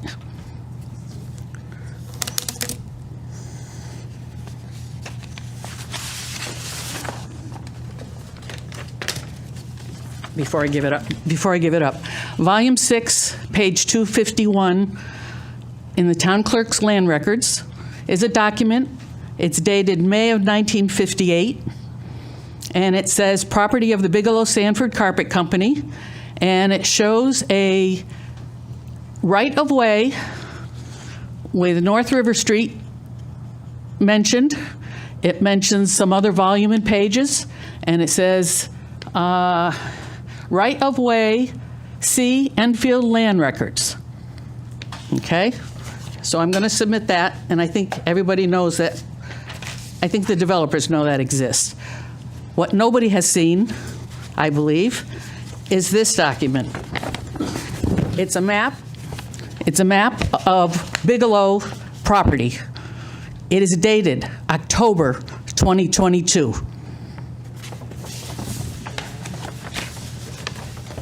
And you will see, as North River Street comes off of Main Street, there is a 35-foot right-of-way.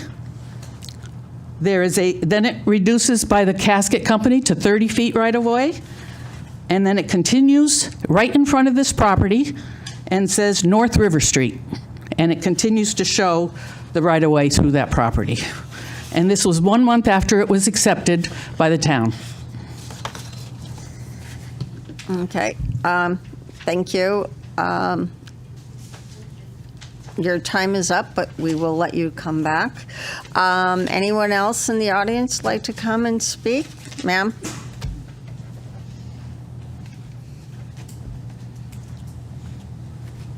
Name and address for the record. Melissa Blowers, 73 North Street. Just a concerned citizen. I have 3 simple questions. What is going to be the duration of construction in this area? very, very curious is how they plan to get the equipment underneath the rail lines into this area. Are they going to be blocking access down there?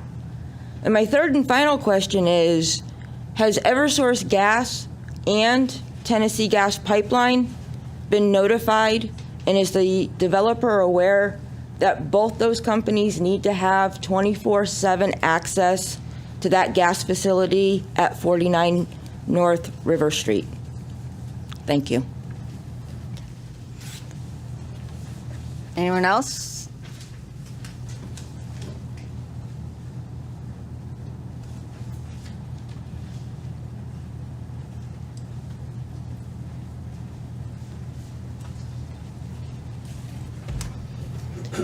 Mary Ann Turner, 7 Meadow Road. First, I'd like to compliment the chairman.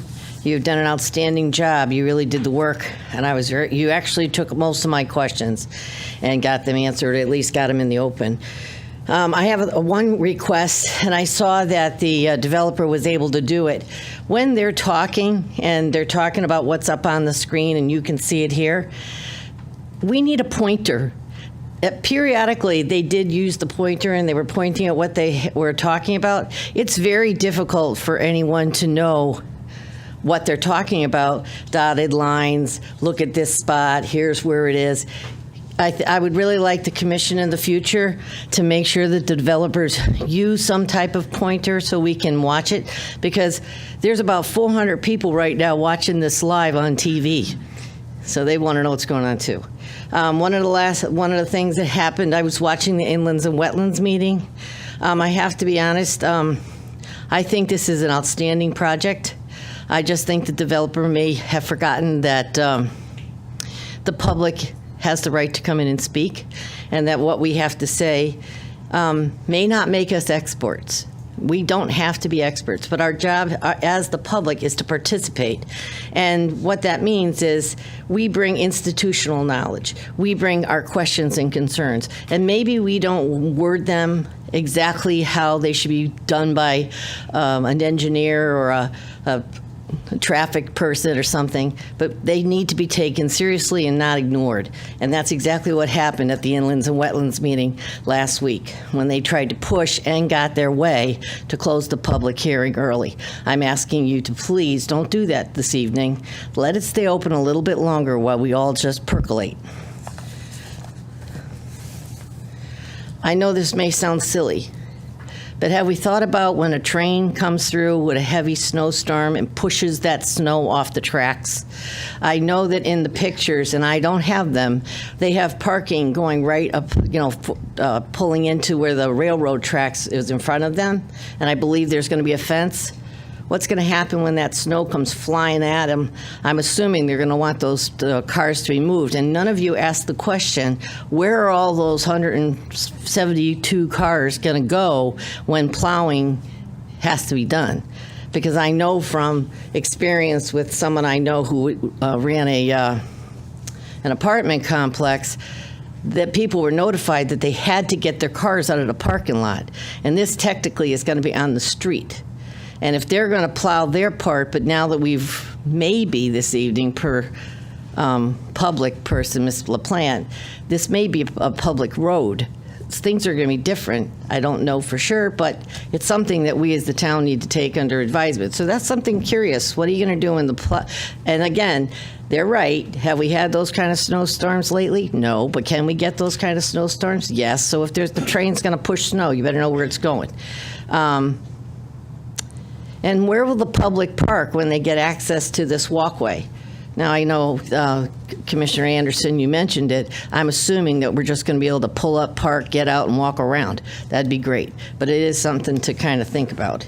The road work to the north, if it's possible that they're only going to do the property in front of their actual building, whatever length that is, then that would mean, from what I heard, that when the neighbor to the north, their road isn't going to get any better service than it gets now. If they have potholes now and the town hasn't done their part to get that fixed, they're going to have this nice little strip of niceness, and they're going right back to not have a niceness unless we can get the town to do their job and go fix that street like they should, because everybody deserves a decent street. They go in and have to pick up their garbage and their recycling and their landscape. And the landscape plan, I got a little confused.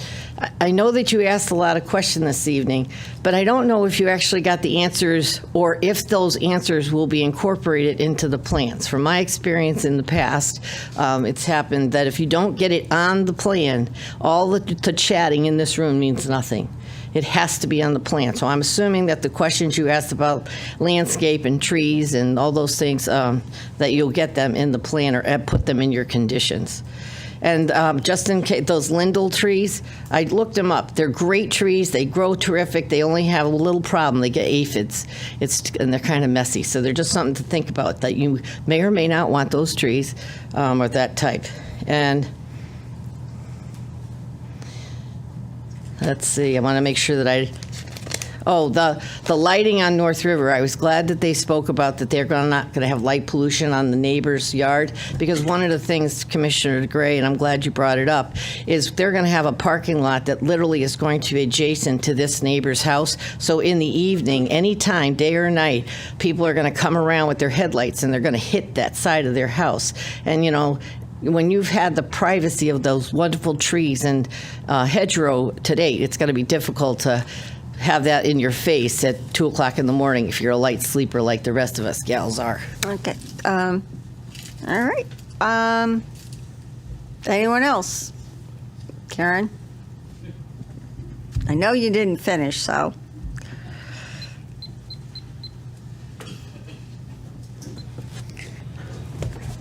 Karen LaPlante, 166 North Maple Street.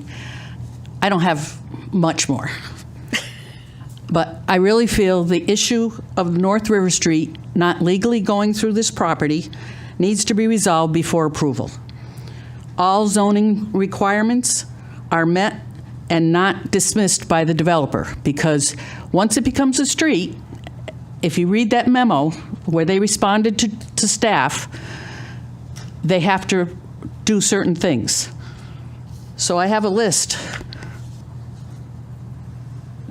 of some of the regulations that you need to look at to make sure they're doing.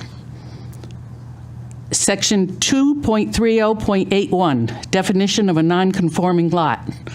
2.30.111, I mentioned before, definition of a street.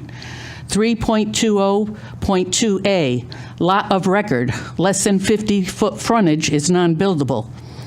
3.20.2b, lot of record has 50-foot frontage served by sewer and on a town road. So they don't meet that one if they don't make it a town road, town street. 3.30.2, lots on a narrow street. There are certain regulations. The street's going to be 24 foot wide. You have other regulations that say they have to do certain things when that happens. They're not doing those right now. 3.40.3a and b, again, non-conforming lots. 7.10.10, stormwater runoff, designed to accommodate a 50-year storm in 24 hours. If you read their conclusion in the stormwater report, it does not say this system will handle a 50-year storm. Read what they have. Let me get it here. Let me get the right one because they had two different reports. The proposed development has been designed to effectively convey the 25-year design storm while maintaining existing draining patterns. Post-construction water quality improvement for the stormwater runoff will be achieved, blah, blah, blah. But it's still only a 25-year storm. They did produce information on a 50-year storm, but the engineers are not saying it's going to work for a 50-year storm. 8.121 TD4 lot and bulk requirements. Make sure they're meeting all those requirements. 8.129 public amenity requirements. There's a picture in there of the public amenities. It has tables and chairs and a walkway going through it. If they're including this whole public access walkway along the south side of the building, all that is a partially paved or stone walkway with grass around it. And the picture shows a sidewalk with grass on both sides does not qualify for a public amenity. 8.130.6, one canopy tree requirement per 50 feet of frontage within the front yard setback. That's one of the things. They're saying we don't have any front yard because it's not, it's the streets over there. 8.130.8, where site constraints are prohibitive. Trees required shall be provided to the town. So they don't want to plant them there? Give them to us. We'll plant them somewhere. We've been going after grants to plant trees around town in Thompsonville and so forth. Conservation Commission would be more than happy to figure out a place to put them. And I haven't created any of this. All these are in your documents if you read them. Thank you. Anyone else in the public would like to come and speak? Excuse me, Karen, do you have a copy of that so we could reference all the sections? Anyone? Okay, gentlemen, looks like you're got some questions to be answered.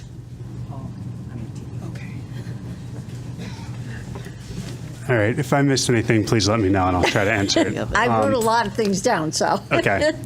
I am going to leave the road till the end and answer the other ones first, if that's okay with the commission. Perfect, thank you. Because I do have answers for the road, and I do have some additional documents that we can look at. All right, first question was timeline for site work. Site work is 2 to 3 months, then that will be, remediation will be complete at that point in time. People walking onto our neighbor's property at 35 North River Street, there's a pretty good slope on that side after the path ends, and it does fall off a foot down. So, I mean, technically, could someone walk? Yes, they could technically walk now, but it's not an easy thing to traverse, so we don't really see many people attempting to walk down there and then walk on the bank of the river where it's rocky. But technically, if someone wants to get somewhere, they could always, but it's not the easiest to traverse. The seed mix was brought up. I do believe that right now it says 3 pounds per 1,000 square feet. I did go on and look up, and it did say 5 pounds per 750 square feet. We are happy to change that. There is a note on there to follow the manufacturer's recommendations anyway as a safeguard, but we're happy to just change that to 5 pounds per 750 square feet. All right, duration of construction, that will be 18 to 20 months, start to finish. All construction vehicles right now fit under the existing bridge that's there. None of them are any taller than like a ladder truck per se, so all of them fit currently, and we have been coordinating with DOT to make sure that we'll have access and that we will not be blocking the public access from that area. Eversource has been notified about our work there, and we will make sure that they have 24-hour access to get to their gatehouse that is further down North River Street. I'm sorry, there's no back and forth at this point. You will have an opportunity to come back up. We've talked to Tennessee Gas as well to find out what their pipelines were, so they're aware of the project and will also have access. The railroad is actually shifting 15 to 20 feet further to the east, closer to Bigelow Commons. So as far as snow being hit, we have a much larger buffer. It's 15 to 20 feet, right? Yeah, it's 15, yeah. Yeah, 15 feet further. From where it is, plus the distance within the Amtrak domain, plus the 6-foot setback before. Yeah. Yeah, so it's shifting over 15 feet, but there is already, if you go there today, there's already a distance of about, I think, like 6 to 8 feet between that domain and where the property line starts, and then another 6-foot setback. So it may be 30 feet from the train. Excuse me real quick. The microphones on the table work there. Try not to move this one between you guys. There are microphones right there that you can also use. They just need to be turned on. For our Enfield TV people. Hello? Can you hear this? Okay. Hello? Hello? All right, we got one that's working. All right. We have designed for the 50-year flood or 50-year storm. The 25-year storm was a request that came in to also provide that report. We'll go over that. But Robert can go over that in more detail.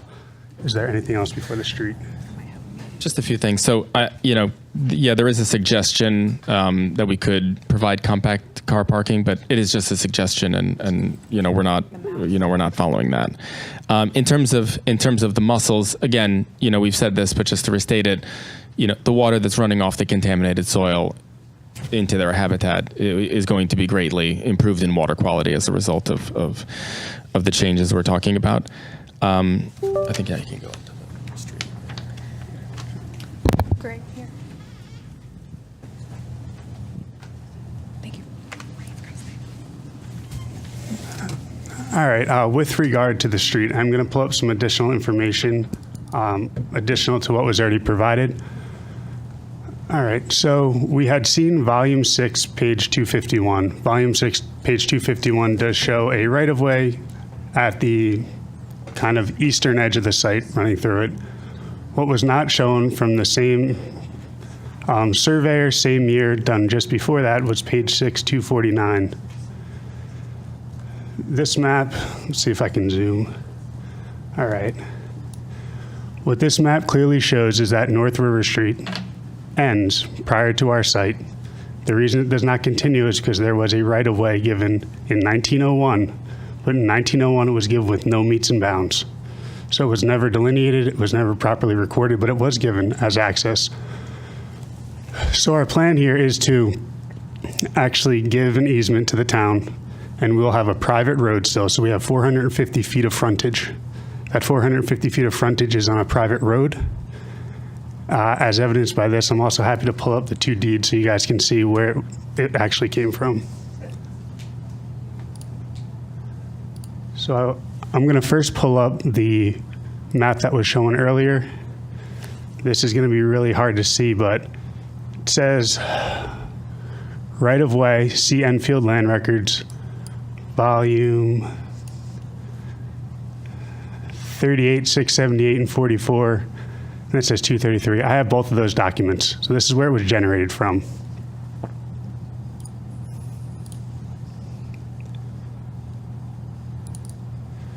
This is the deed from 1901, which very clearly says, reserving to the public the roadway or highway running across the east side of said premises. However, it is part of this parcel of land privately owned. In 1903, the only other reference on that map where they drew the right-of-way from references that the grantor receives the right to occupy the premises until January 1st, 1904. Obviously, that ended. It reverted back. The reason that the road ends where it does is because the road did not exist and was not part of the public realm. It's always been private and remains private. So we will have 450 feet of frontage on a private road, which we will be maintaining. If it appeases the commission, I understand the whole 1 canopy tree per 50 feet. We obviously can't fit them because you can't put them next to the train tracks. They're going to get stag-headed, they wouldn't last. And putting them up tight to the building is not a good place for a deciduous canopy tree. We are happy to donate the 7 additional trees out of the 9 that would be required to the city of Enfield or Thompsonville. We are happy to do that. So if we'd like to make that a condition of approval, we are more than happy to abide by that.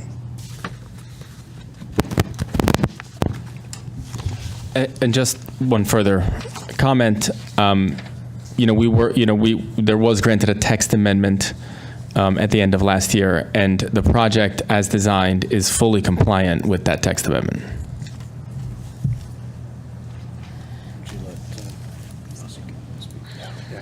We're just going to let our engineer speak to the storm water. And before you leave. Yes. Before you leave. No problem. Can we make a condition that the privacy fence along the north be 6 feet instead? Absolutely. Thank you.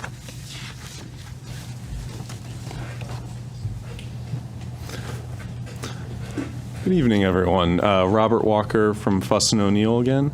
I just wanted to clarify kind of some of the stormwater questions that brought up, because there's a few different things at play here. So there's kind of 3 different main requirements that get discussed in this. The first is the FEMA flood from the river. So those are our flood zones where our proposed wall puts our site above those zones.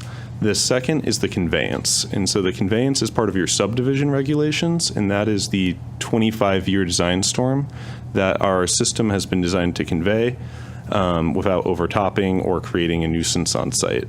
The third item that was brought up is the 50-year peak flow requirement.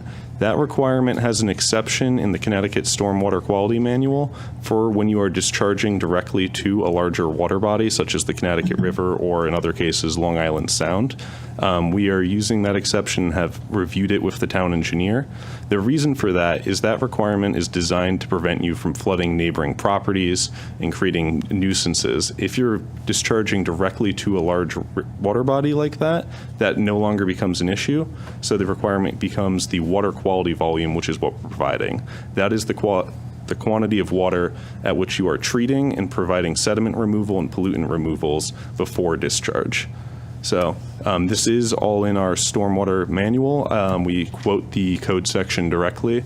And I would also like to note we have gone through this thoroughly with the town engineer. He provided several comments in his initial review during wetlands, which we made revisions in accordance with. We've spoken with him at ART meetings and as well on phone calls following up on his comments. Thank you.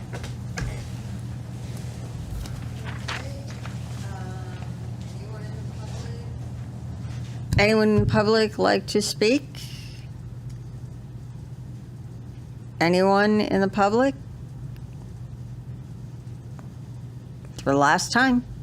Okay. I'm hoping you've got your answers then. All right. Commissioners. Walter, have any questions? A lot of information. The gentleman that just, I forget your name, I'm sorry. Please, come back up. Could you please come back up to the... Come on back. So you were talking, and this brings a point to one of the residents, that you had the picture of the site, and you were telling us where the drain is and everything, and if you could use the pointer and go over that again, I don't know how to get back to Georgina, are you able to...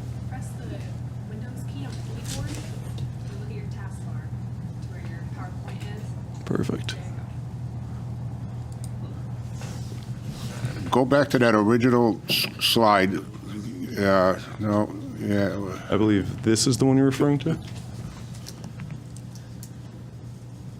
Yeah, and okay, so point out where the drainage, you were talking about drainage at the time, absolutely. And you were just saying southwest, east, west, whatever. No.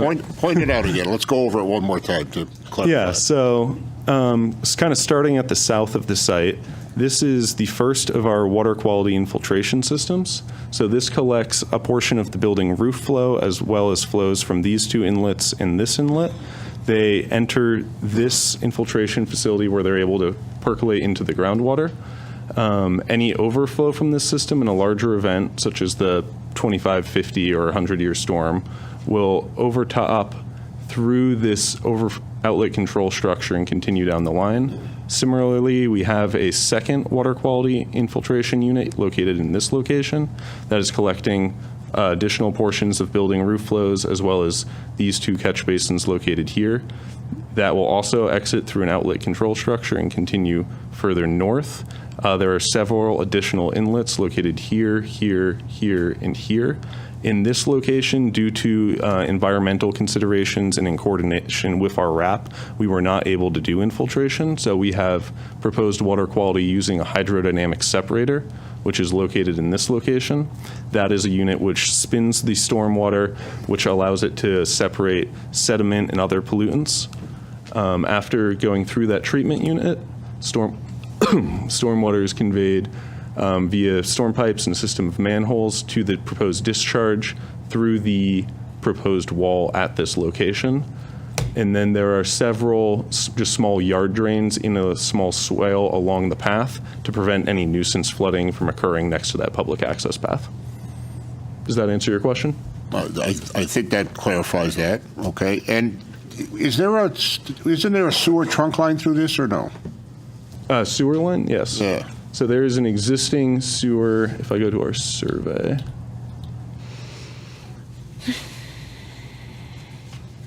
So there is an existing sewer line located along the eastern edge of the property here that will remain and not be modified by development other than connection of the proposed building.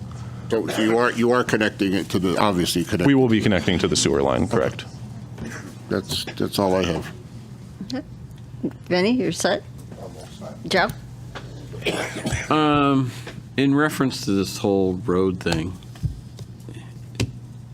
just to clarify things, this becomes a private driveway, doesn't it? And not a road at that point? It's part of their property, which is their driveway. I mean, you can call it what it is, but it's private property, it's a private driveway. They're giving access to the public to go through. I don't know if that helps clarify things, but it's not really going to be a public road. It's your driveway you're going to be letting people use. Am I wrong in that assumption? So we are giving an easement across, so theoretically, it's kind of the same as a subdivision. You know, you have a subdivision off a main road where it's a private road, but it's considered a road because it is built to, you know, the standards, it's the size needed, and you're allowing the town to traverse through. So it would be the same as a subdivision. Okay. Frank? Thank you, Madam Chair. Maybe to staff, during public testimony tonight, it was brought up that this application directly flies in the face of our regulations. And I don't see anything from staff. I don't see any reports, any different departments saying that there's anything relative to any violation. So can you clarify for the public, because it was everybody is understanding what's going on, because the testimony was that this application violates our regulations. So I would expect a note from staff if there was a violation of our regulations. I don't see anything here.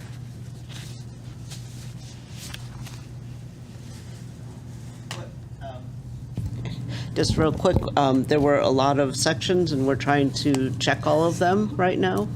But it appears that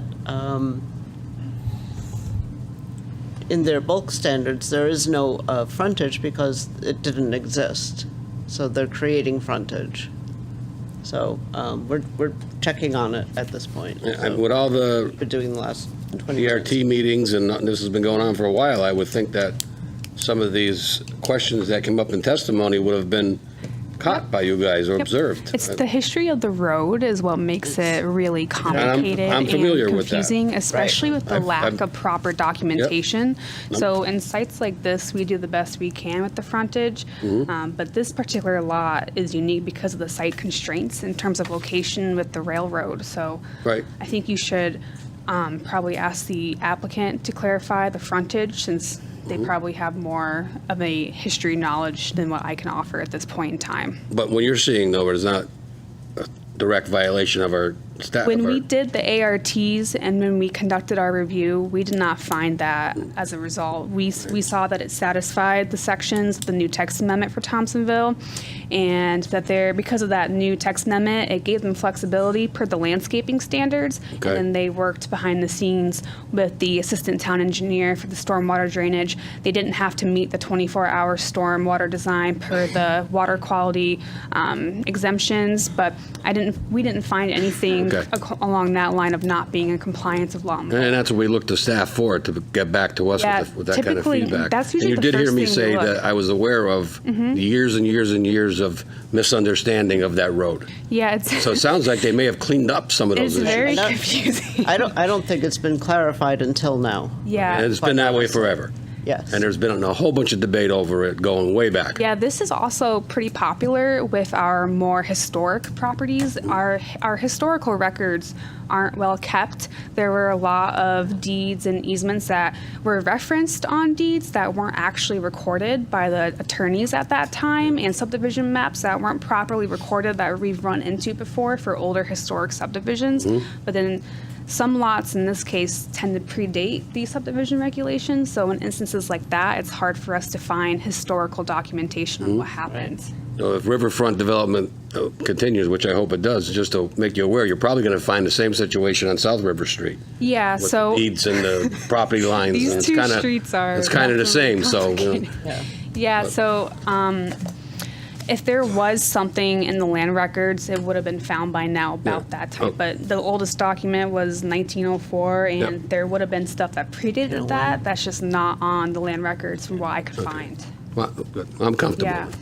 Thank you for that stuff. I mean, quite honestly, what I had heard through many of the years was that the town owned this right-of-way.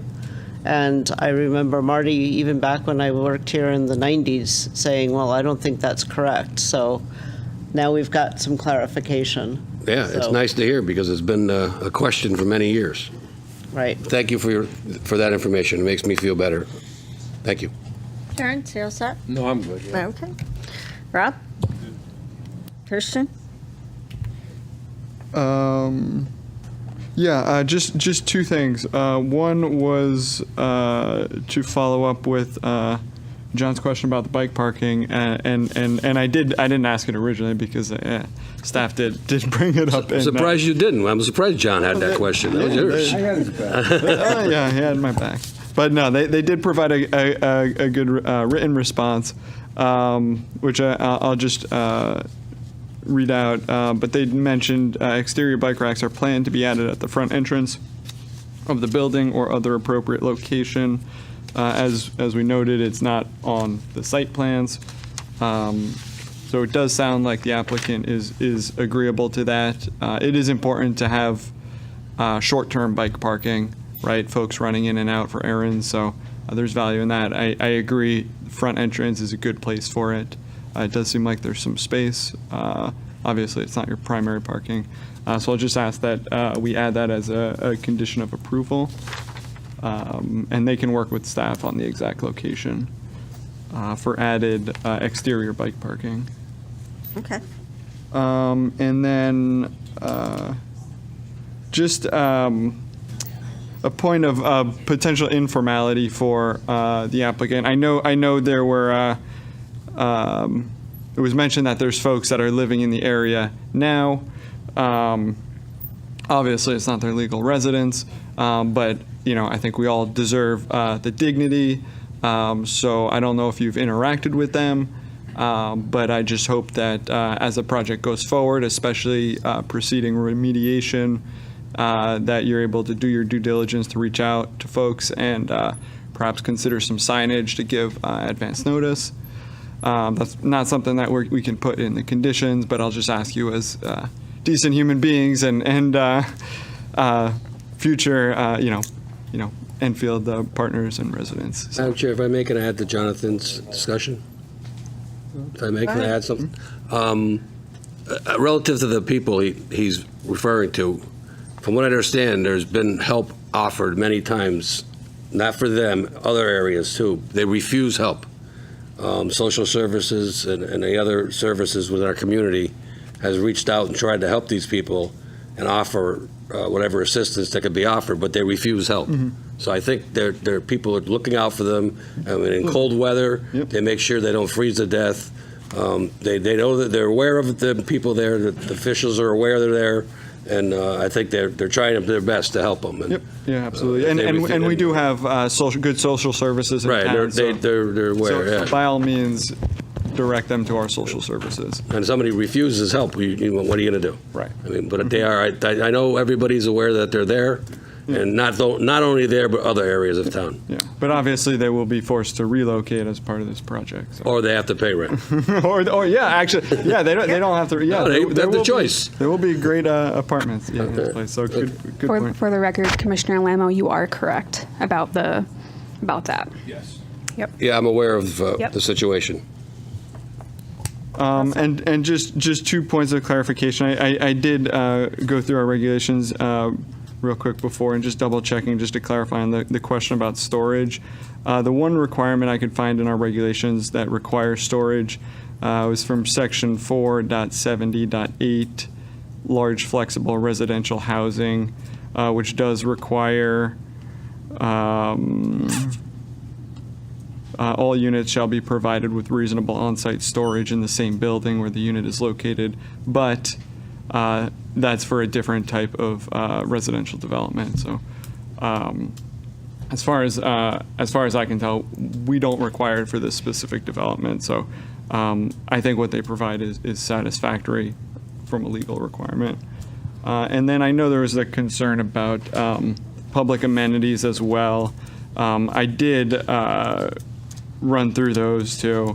I mean, they're in our regulations, but I'm not concerned with exactly how our regulations are written.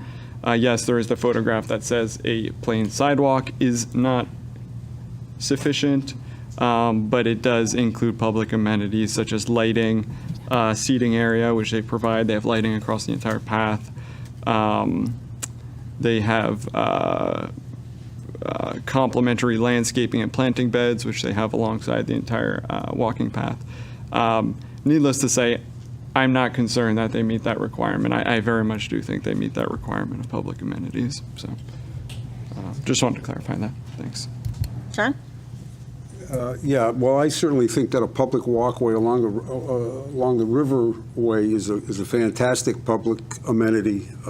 Personally, I think it's great, and I think that there's a lot of issues that were brought up by one of the members of the public, citing 11 zoning regulations that I just feel comfortable, would feel more comfortable that we double check this and make sure that there is no issue.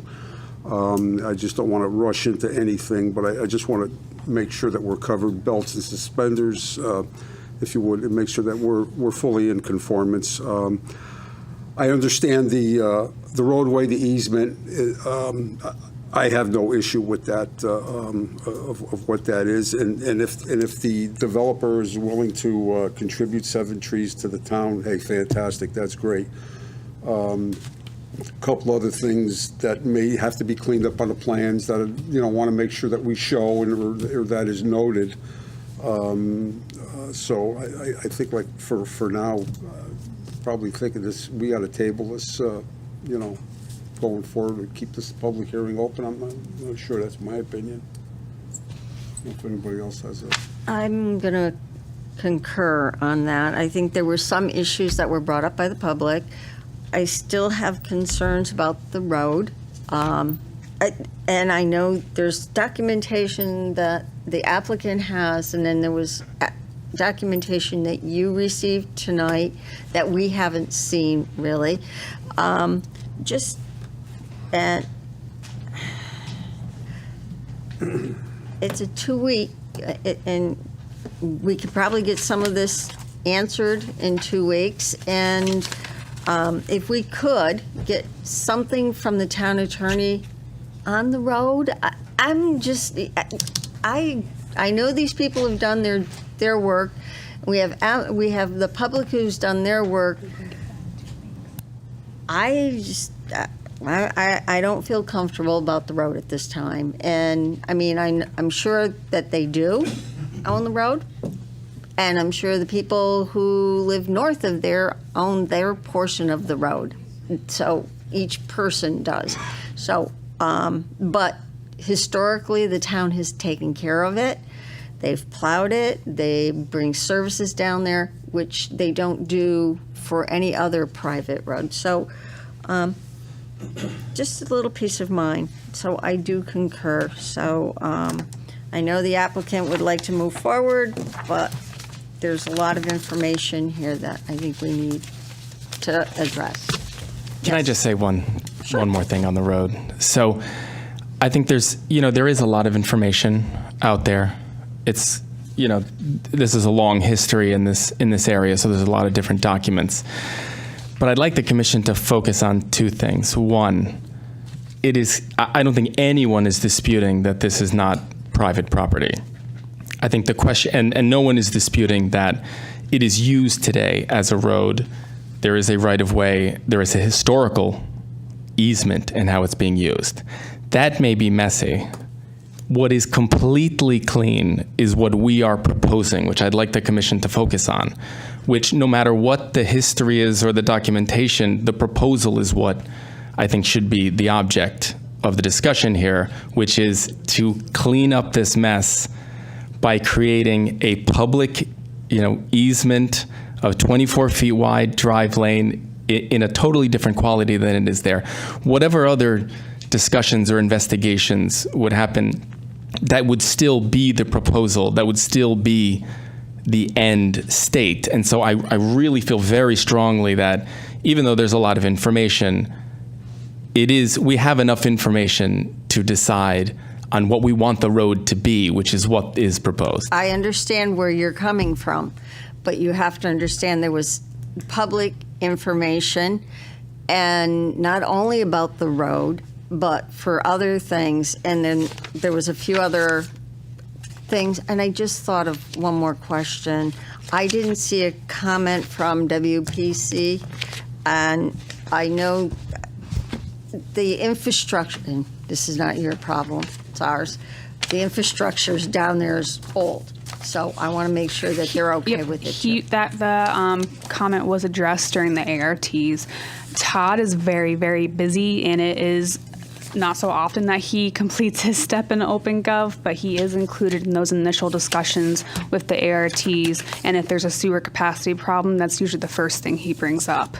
Okay, so he didn't bring anything up? No, and I also emailed him separately too about that, and he didn't have any concerns, but if you'd like, I can double check. All right, that would be another thing, and because you are introducing another 156 families into that area. It's an old place, so it's old infrastructure. So I would like to get more information about that. So I see someone in the public. Have a follow-up? One more thing. Somebody in the public would like to speak. So I'll tell you, close public hearing. no, we didn't close the public hearing. So no. Oh, I see two more people from the public would like to speak. No, we've got people in the public that have more questions, so. Yep, no.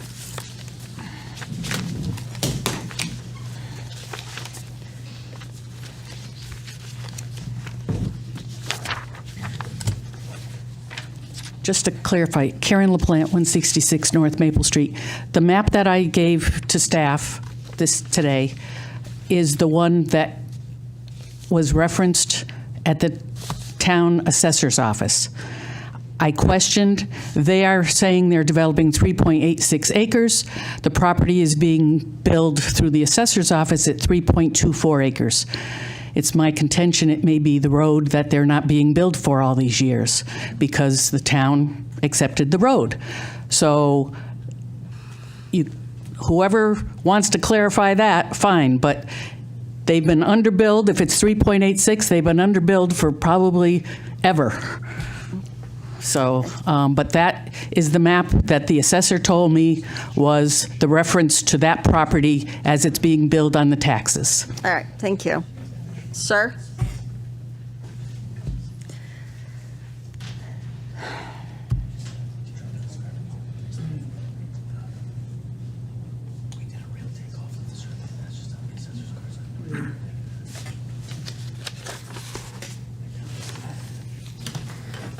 Name and address for the record, please. Yes. Excuse me. Glenn Lee's 37 North River Street. I own one property north of the development. There's one property besides between me and the development. I have copies of my deed with me. The next one, which is 41, and the next one, which is 43, I think, or 41 and 43 are a duplex, and there's another one there. And then we go to property that Eversource owns. My deed, the next deed, the next deed, and I think I can speak for Marjorie's too, which puts all of us north of the project, says that our eastern property line is on the railroad property. There is no mention of an easement. The two properties north of me, excuse me, their deeds are kind of strange. They're bound to the west by the Connecticut River. They're bound to the north by Fred Smith's property. They're bound to the south by Joe Smith's property. There's no meets and bounds on those properties. The only geographical mention on that property is the western part is the Connecticut River, the eastern part is the railroad. There's no mention of an easement. So we're all in agreement here. I'm a property owner, and I know there is no easement on that road. However, I've got an MBA, and I have a background in real estate. I've been licensed in real estate. I understand easements to some degree. You've got a natural gas line in that road. You've got a sewer line in that road. You got a water line in that road. And you've got a power line on the edge of the road that's not on railroad property. It's kind of on my property. Those constitute easements in every practical sense of the word. The public right-of-way is the fire truck that used to go up and down there every week. The police will go up and down there every once in a while. So there is, for all practical purposes, it's not a public right-of-way, but we can't keep the public out of it.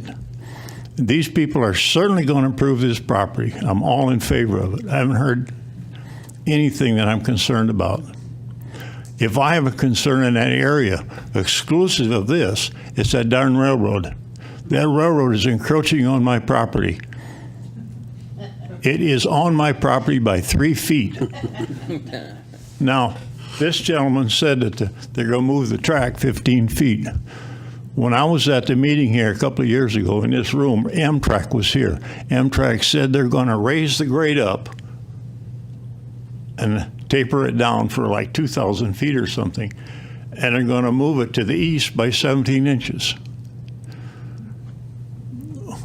Well, if they're going to go 15 feet, that's good news to me, because right now I've got 3 feet on my property. Actually, it's on that roadway. It just makes it worse. And how do you kick the railroad off? Sir, if I could tell you that, I'd be rich. All right. So I just like say I'm in favor of all this, and my understanding of this easement, I think, is as good as anybody's around here. There is no easement, but there is because all the utilities are in that road. Okay. No, the big question that we're concerned about, whether it was a public road or a private road, which you seem to have a deed that says you own that road. To the railroad. And the other deeds do too. I have those deeds with me if you're interested. It all says that eastern terminus of the property is the railroad. Okay. So you kind of helped these developers about this, which is appreciated because but if you could give copies to our plan, I'm not asking you to give your deed. Oh, they know it. All right, don't give your deed. We've known for a long time. But Good friends now. He's come in twice. Comes in. I have all of his deeds. Okay, so that kind of confirms that this is a private road, but there are other things that have been brought up by the public, not strictly about the road. All right. So, Thank okay? you. Thank you. May I just? Sure. Sure. Come on. I want to bring up a couple things, and just by way of background, again, Lewis Brown from Honeycomb. I don't envy your position, but I certainly appreciate it. I used to represent the Public Improvement Commission in the city of Boston during the Big Dig, and believe me, there was a lot of issues with the Big Dig, so I can appreciate it. And I also appreciate and very much respect, someone mentioned last week's hearing and the need to respect the public, and I appreciate that. That's a fundamental right, whether someone is an expert or just a neighbor. I think what's really important, though, to underscore is we just heard a gentleman who's the second neighbor to the north. Earlier in the evening, we heard Jay, who's the first, and his wife, who are the first neighbors to the north, and both of whom expressed, one, support, and two, just now we're hearing what supports our position, which is the road is privately owned. I think if Mr. Levitz would like to get up and share, I believe he has the same deed reflecting the same condition. And I think that the commission has enough information before it to make that decision. The other thing I'll point out with respect to the other comments that have raised that respectfully that you're bringing up, there is a text amendment that was already approved by this commission And I turn to staff reluctantly, but I think it's important to note the underlying zoning that is being referenced is not the text amendment that was approved. It's within other parts of the code. Our development, and I'm not going to speak for staff, I think staff should say this themselves, 100% complies with the text amendment which has already been approved for this TD4. I believe that there is all the information that you need before you tonight to make a decision, to close this hearing and take a vote. There is nothing more that is going to be learned, whether it's 2 weeks, 4 weeks, or 6 weeks. And the reason I say that is, like any other development, we have timelines. And outside of this commission, we have other pressing timelines as it relates to our financing, our investors, and all the other things that make a development like this, a complicated development like this that is super capital intensive and time sensitive. And the more time that passes, the more at risk a development becomes. And I think, in my humble opinion, everything that has been presented tonight should be enough for this commission to render its decision. And I'll point out one more thing as it relates to public comments. There was a public comment made tonight with respect to a 50-year storm, and that our system was not adequately doing what it was supposed to do. That was an erroneous comment, as you heard from the professional engineer that is tasked with making and creating the system, and that was approved by the town's own engineer. So if we're going to give credence to erroneous statements that are made at the public hearing and use those to justify extending the hearing, in fairness to us as the developer applicant, I don't think that that's the right thing to do. So we would ask, as the sponsored developer, respectfully, that you close the hearing tonight and take a vote. Thank you. Yes, Frank. Yeah, so I think what he just said is the question I asked them that John followed up with about these alleged violations. Because of the text amendment that we voted on, those violations aren't there. If that staff might figuring this out. Yes, they satisfy all the requirements of the text amendment with the revisions as well. Because that was my big question, because it was alleged that they didn't, and John asked the same thing, and Commissioner Petronella, and so in that that's what we need to know. text, it references the landscape section in Article 10. It references all the other sections, and there were flexibility in that for sites in situations like this along North and South River Street where there are site constraints. The other thing was I did go through all of the deeds that I could find, and the developer is correct in saying that it's a private road. Granted, I, of course, am not an attorney, town attorney, whatever, granted, but I did go through them all. But they do satisfy all the zoning regs from Thompsonville, Article 7 for safety and site development, Article 9 for special permit, and Article 10 for landscaping and site development standards. I'd like to make a motion, we close the public hearing and vote. Second. Got a second? Roll call, please. Mr. Secretary?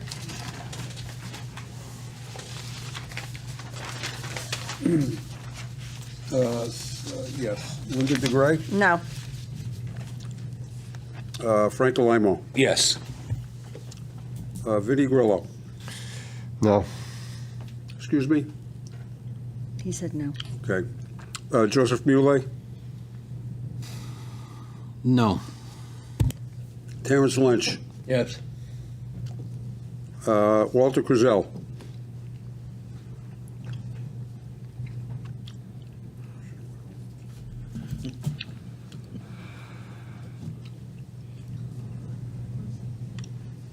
No. And John Petronella is no. Okay, we keep the public hearing open, and 5-2 against. all right.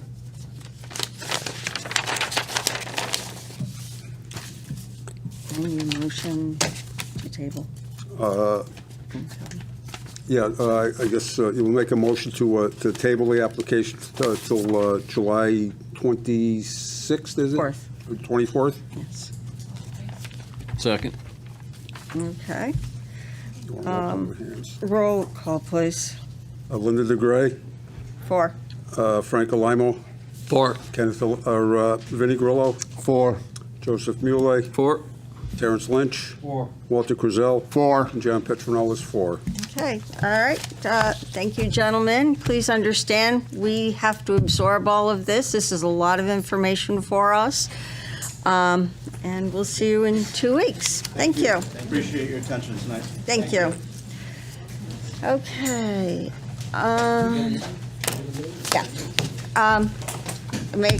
Somebody make a motion Make a for a motion, 5-minute, 5-minute recess? Recess? Second. Yeah, I was just going to ask you.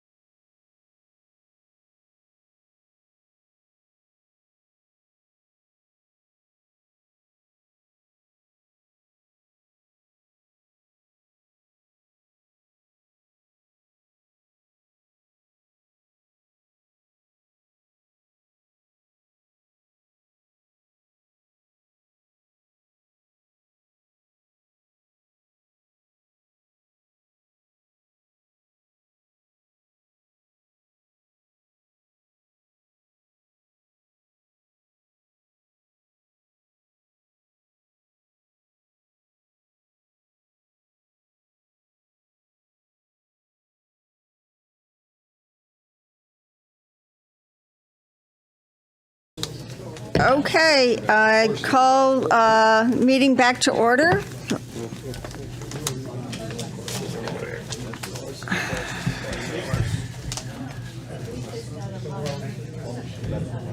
We're doing the FDL 47 first, the flood. All right.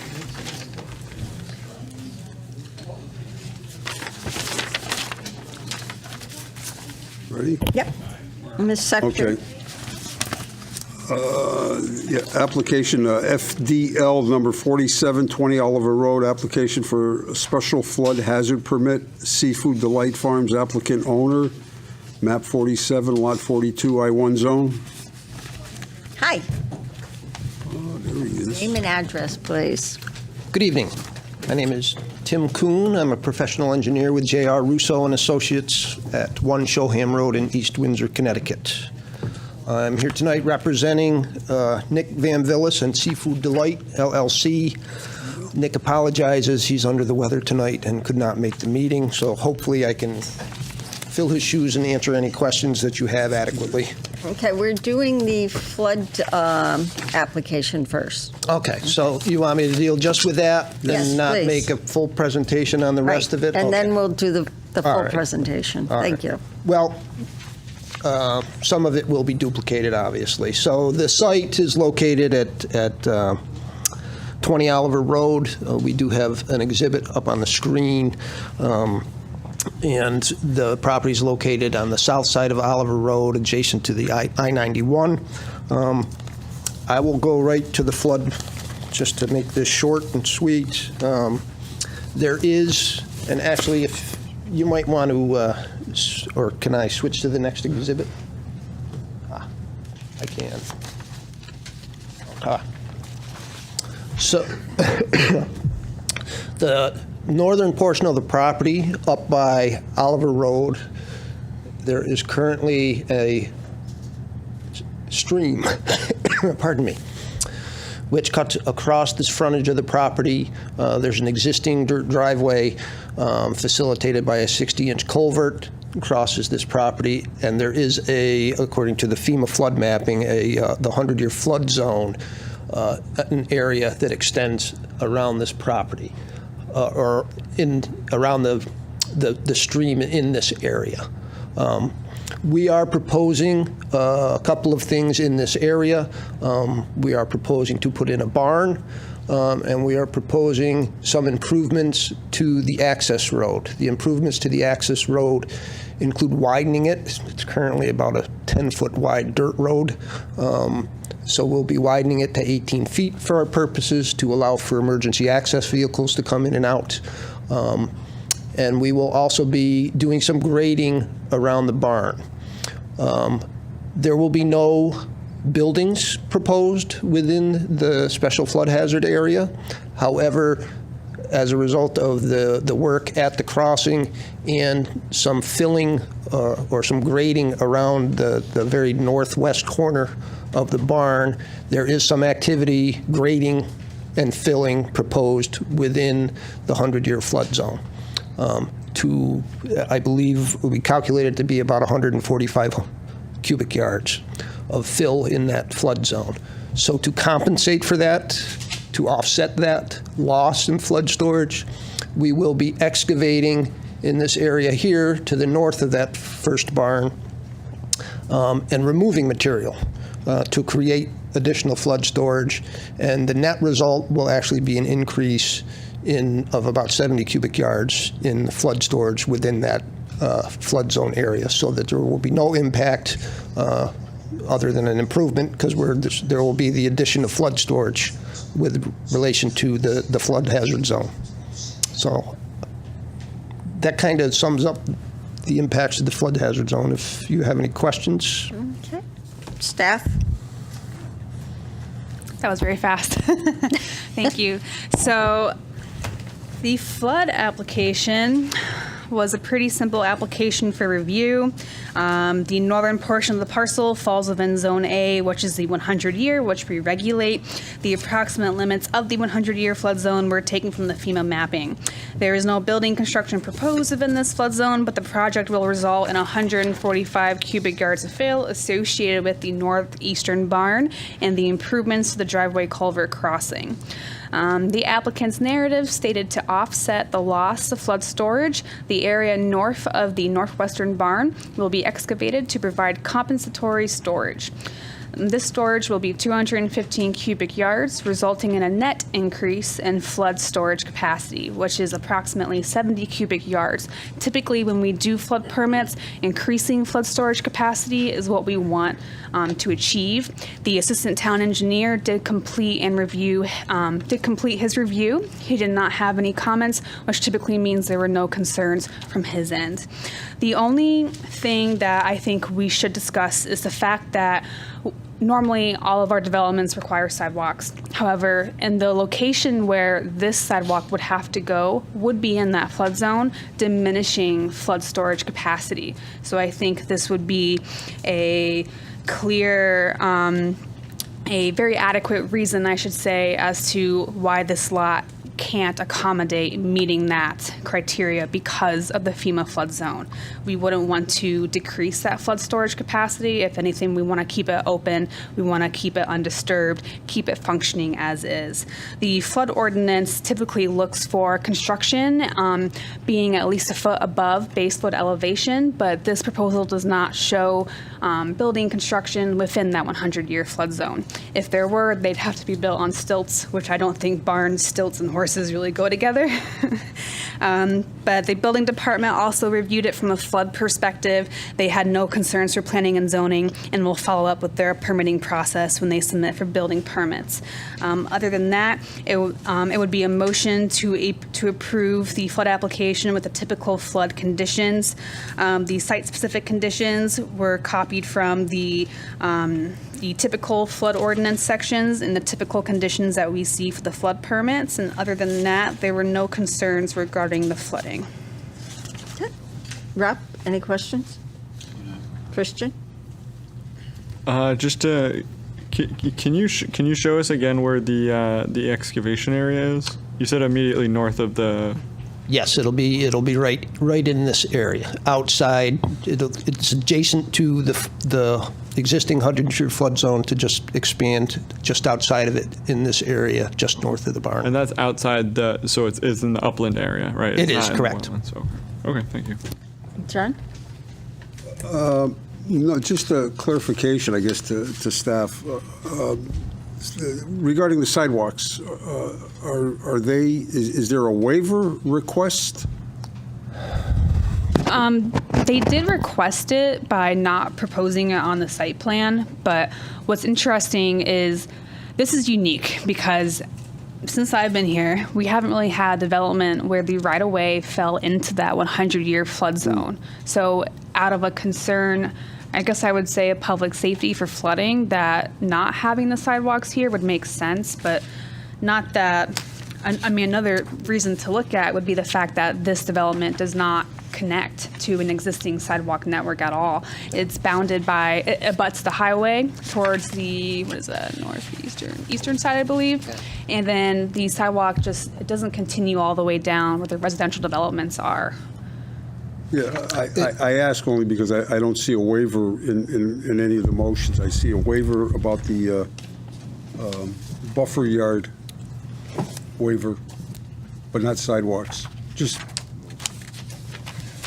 trying to, that's on the next application for the public hearing.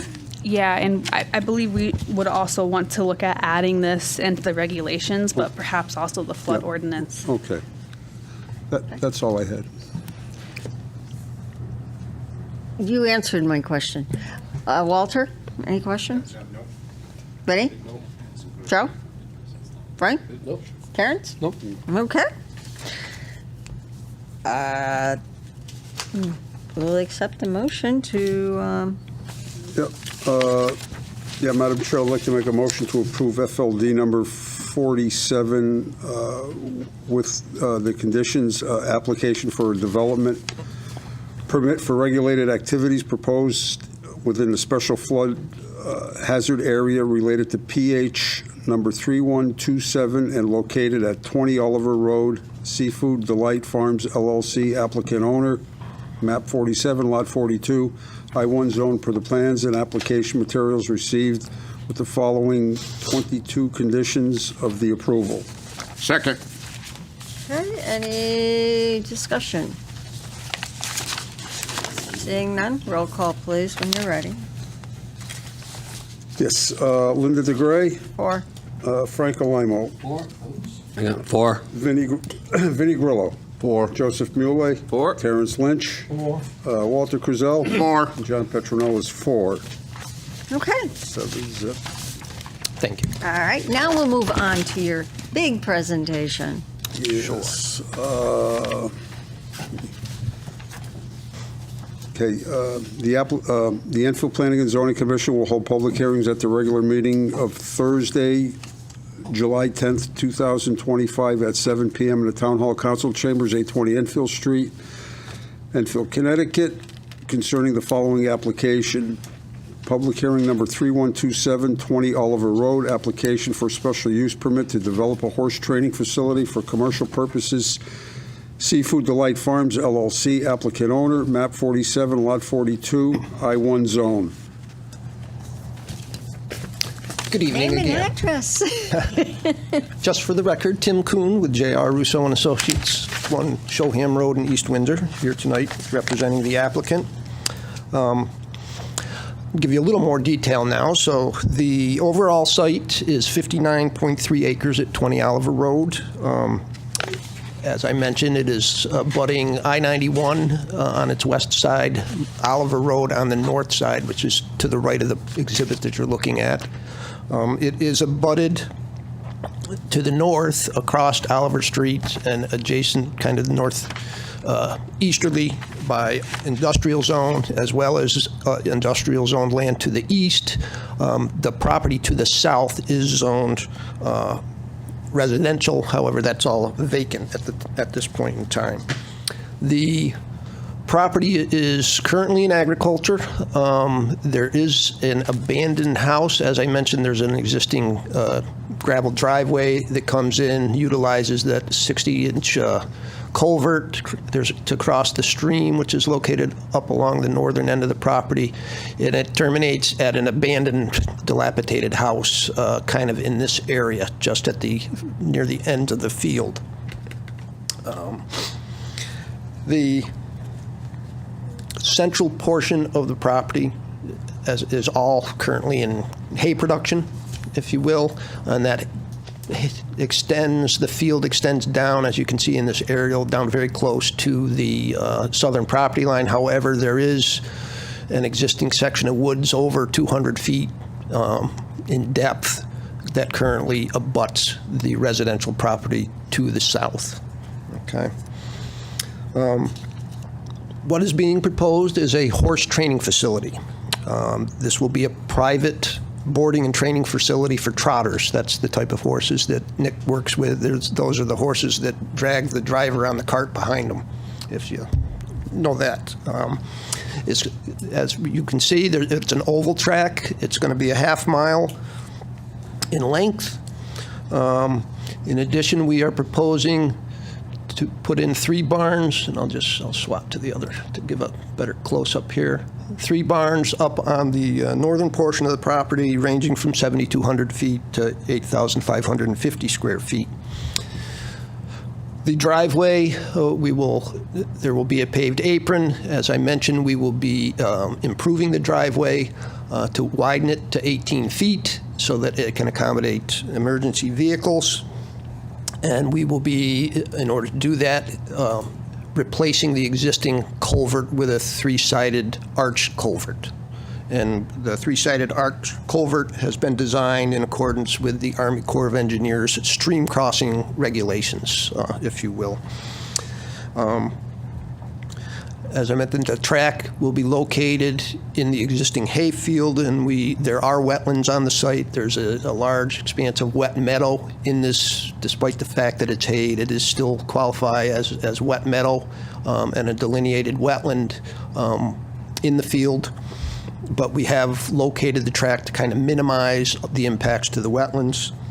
And the track will slope inward, so any runoff that falls onto the track will flow to the middle.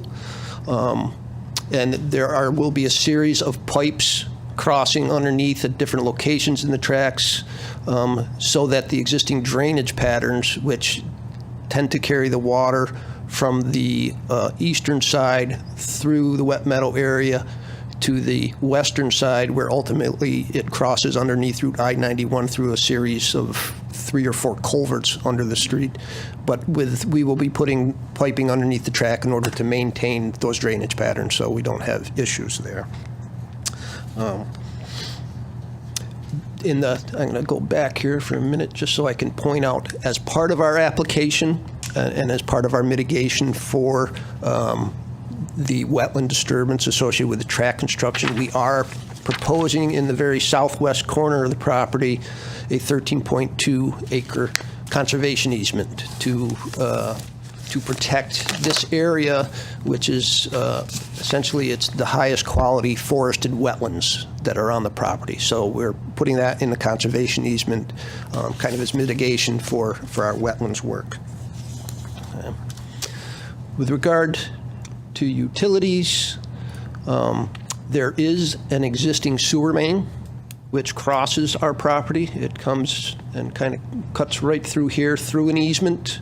It's a 27-inch sewer main, so it's a pretty good size one by the town. And within the easement, we will be installing gates. I should mention that the area inside of the paddock or inside of the track, as well as the area to the south and west, will be continued to be used for either hay or maybe fenced for paddocks for the horses.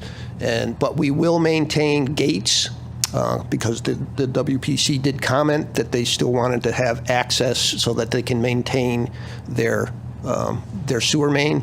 So we are providing gates at different locations so that they can still have access to all portions of the sewer main across the property.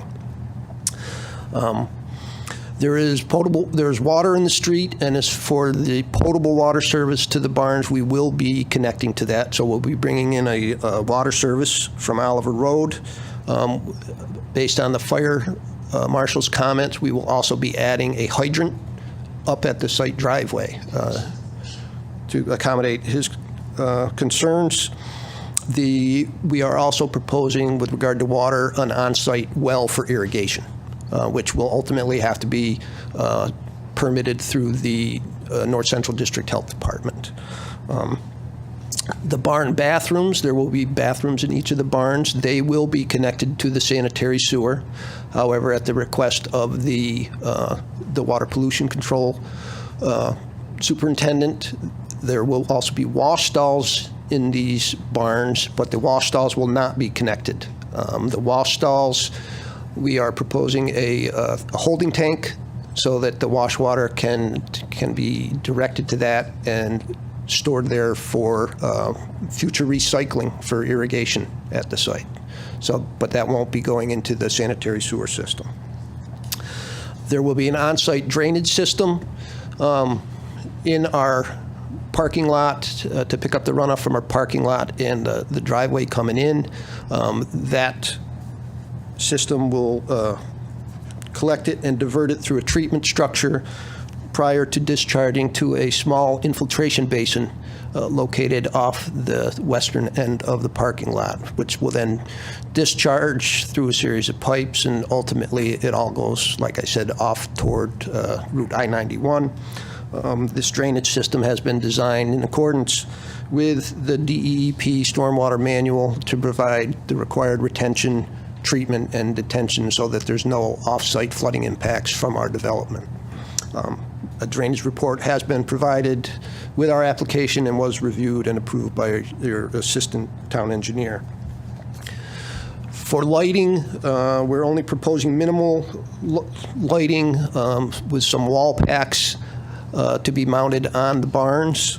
We did provide full cutoff or cut sheets for these. They will be full cutoff LED fixtures, and as demonstrated on the cut sheets, the light throw for these extend out maybe 20 to 30 feet. Therefore, there will be no light spillover as a result of the proposed lighting that we have. We're a good distance away from any property line. With regard to landscaping, one of the issues that came up with staff was street trees. I believe you have a requirement for canopy trees along the streets every 50 feet, which would require 8 of them. At this particular location, however, this entire road frontage is all existing woodland. And we are leaving and won't be clearing at least 150 feet deep of remaining woods, which we believe meets the intent of the requirement for the canopy trees along the street. So she did mention the sidewalk. In addition to flood zone, we also have wetlands. And on the western side of the road here, this stream comes right up against the road. So those are other natural features, if you will, at the site, which complicate the construction of a sidewalk. I also want to point out that while I was out there, and I could hand you some pictures if you'd like to see them, just to our west is the I-91 overpass. And where the road comes underneath the overpass, the bridge abutments are here, and the edge of pavement is here. It's only about 3.5 feet between them. So there's really no room to even make a sidewalk connection to the other side of Route I-91, even if you wanted to. There's just not enough room between the road and the abutments on our side of the street. So just another reason for not showing the sidewalks here. With regard to our parking lot landscaping, we are providing end islands in our parking lots to meet your 15% requirement, and we are providing the trees, 2 trees to account for the required for the parking spaces that we are providing. We're proposing soil and erosion and sediment controls that will consist of sediment barriers, down gradient, of all activities between our activities and any of the wetlands. We will be installing silt sacks in a couple of catch basins as they are installed. We will have an anti-tracking pad at our site entrance.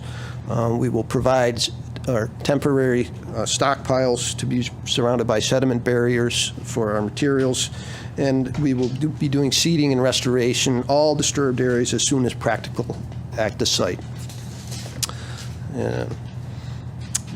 We've gone over the flood zone stuff. We did receive inland wetland approval earlier this spring. We believe that this proposed use is essentially a general continuation of the agricultural use that has been at this property for some time, and we do not anticipate that it's going to have a detrimental impact on any of the surrounding properties. And we would ask that you approve our application this evening. I'd be happy to answer any questions you have. Christian? I mean,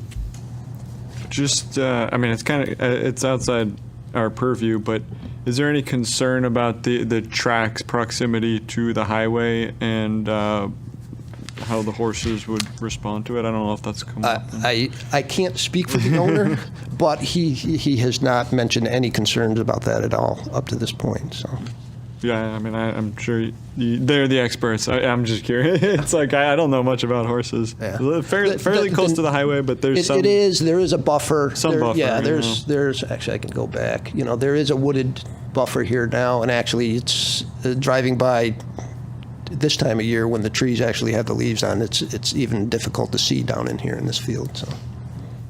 Yeah, that's all I had. John? I have nothing at this time. Walter? What are all those rectangular shapes in the center? Oh, those would be, we're just showing potential paddock areas where they would be fenced in, just gotcha. fence paddocks for the horses. Okay. All set? And then the eastern driveway, that's like a turnaround? Yes, I should have mentioned that. Yes, thank you. This is actually a horse trailer turnaround. That's what I So, thought. yeah, we have an area so they can come and turn around and actually park a trailer or two down here. Benny? Actually, I think it's great. I know that property pretty well. The buffer in the front is definitely all there. The highway is probably about 20 feet above that lot. I remember riding. It's a shame. It is a little bit wet, but the homes around there really are farmlands. Most of them, I know his next door neighbor's a farmer, and then he owns across the street there.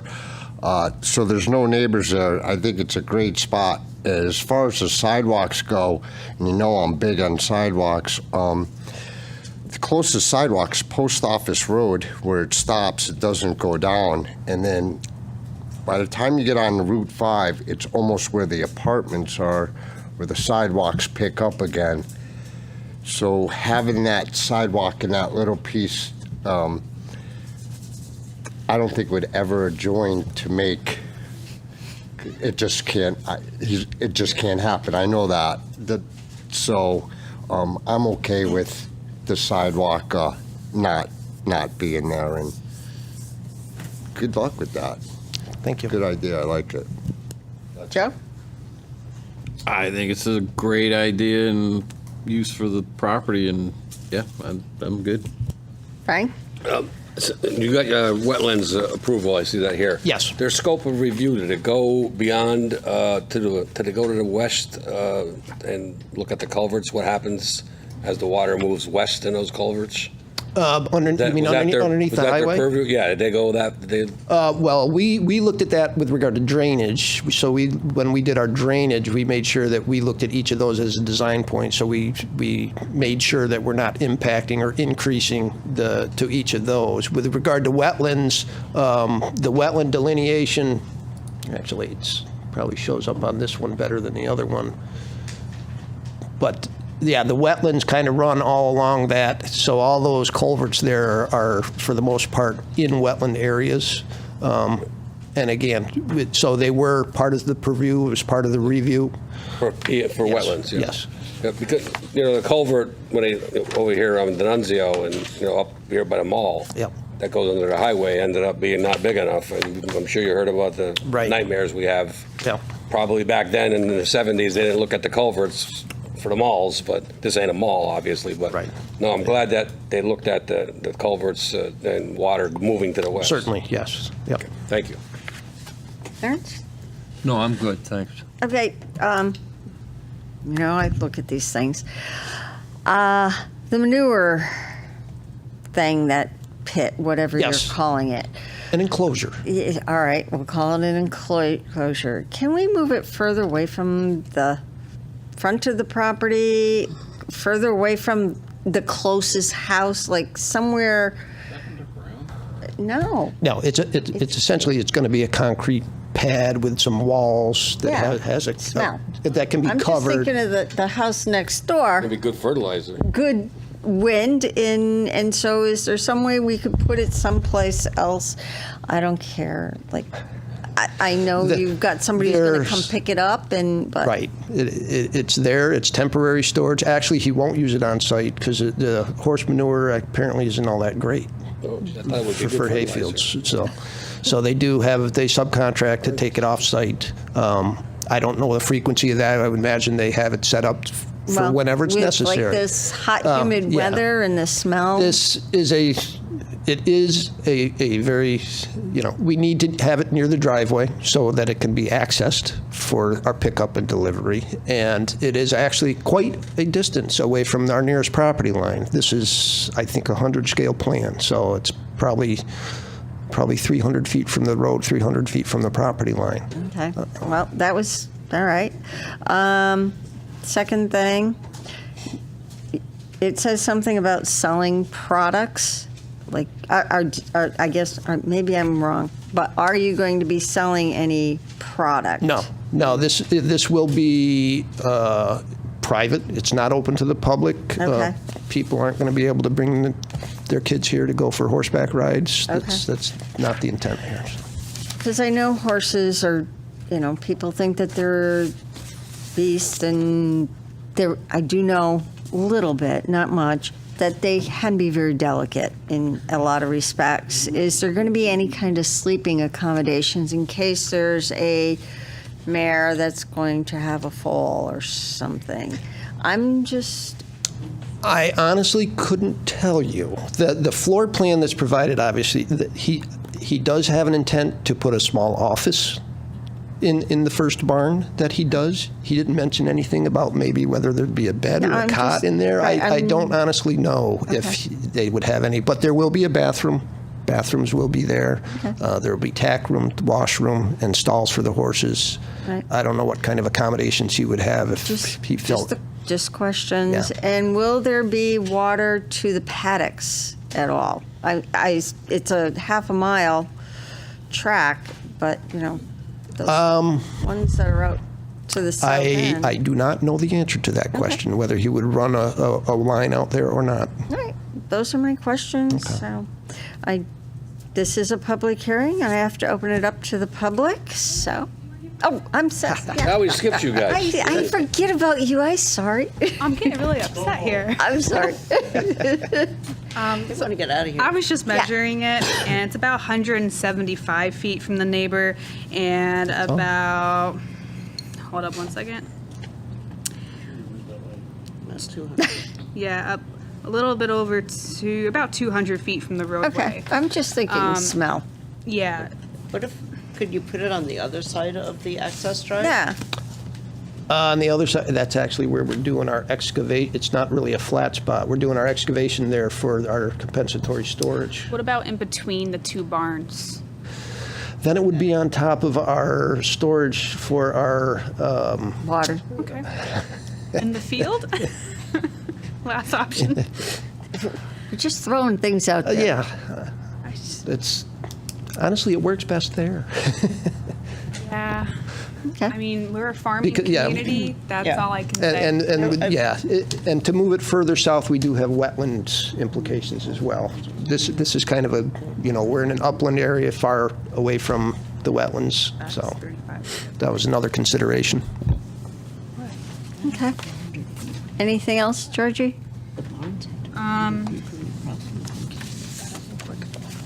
So, yes, hang on one second. Okay. So I'm just going to reiterate some of the things real quick, just to be on the same page. The proposal is for a horse race training facility. It includes a half-mile overtrack, 3 barns, ranging in sizes from 7,200 square feet to 8,550 square feet, and a gravel parking lot with a trailer turnaround. Minor exterior lighting is proposed. The barns will not be connected to public sewer. There will be a holding tank for the wastewater generated from the horse stalls during washing, and there's an agricultural well proposed for irrigation on the farm. There's no outdoor seating proposed. This is a private facility. The site is an improved upon property with a paved driveway apron that turns into a dirt road currently, and an abandoned blighted residential structure. The field has been previously farmed for hay. Let's see, I have some more things here. So,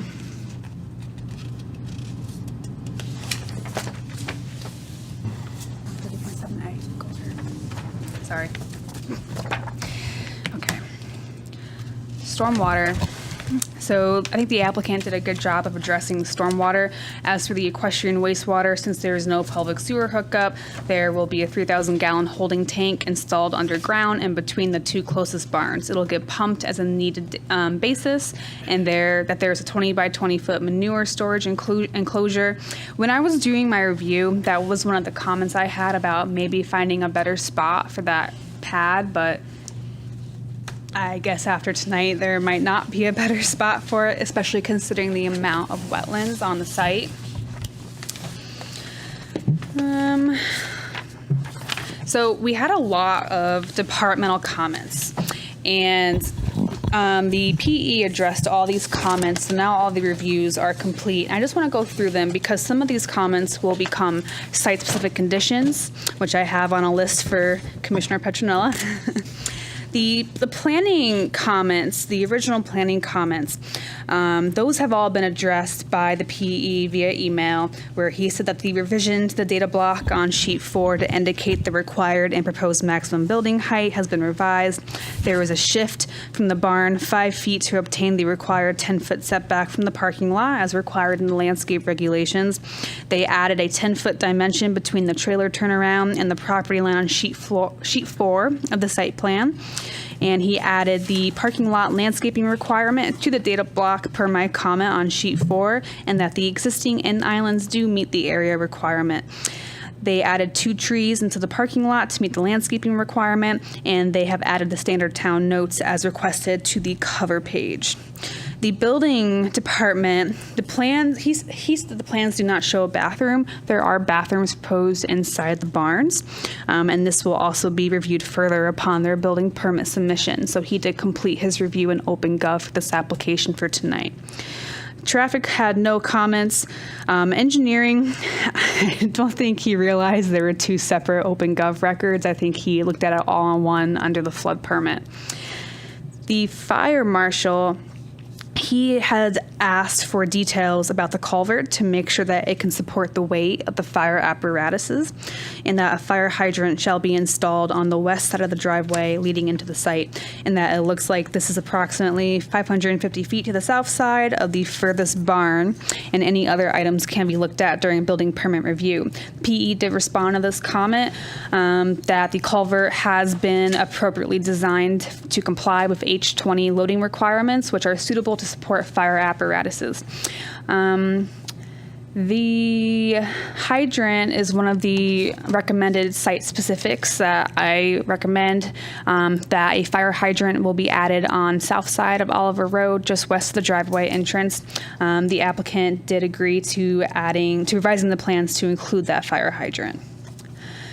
And then the health department, they reviewed a few things. They were looking at public sewer, public water, and then the well. The well at first wasn't found in the initial review, and then it was pointed out to the health inspector that there is an agricultural well which will be required to do a submission for a drilling permit, and if there was a need for a B-100 review per the health code.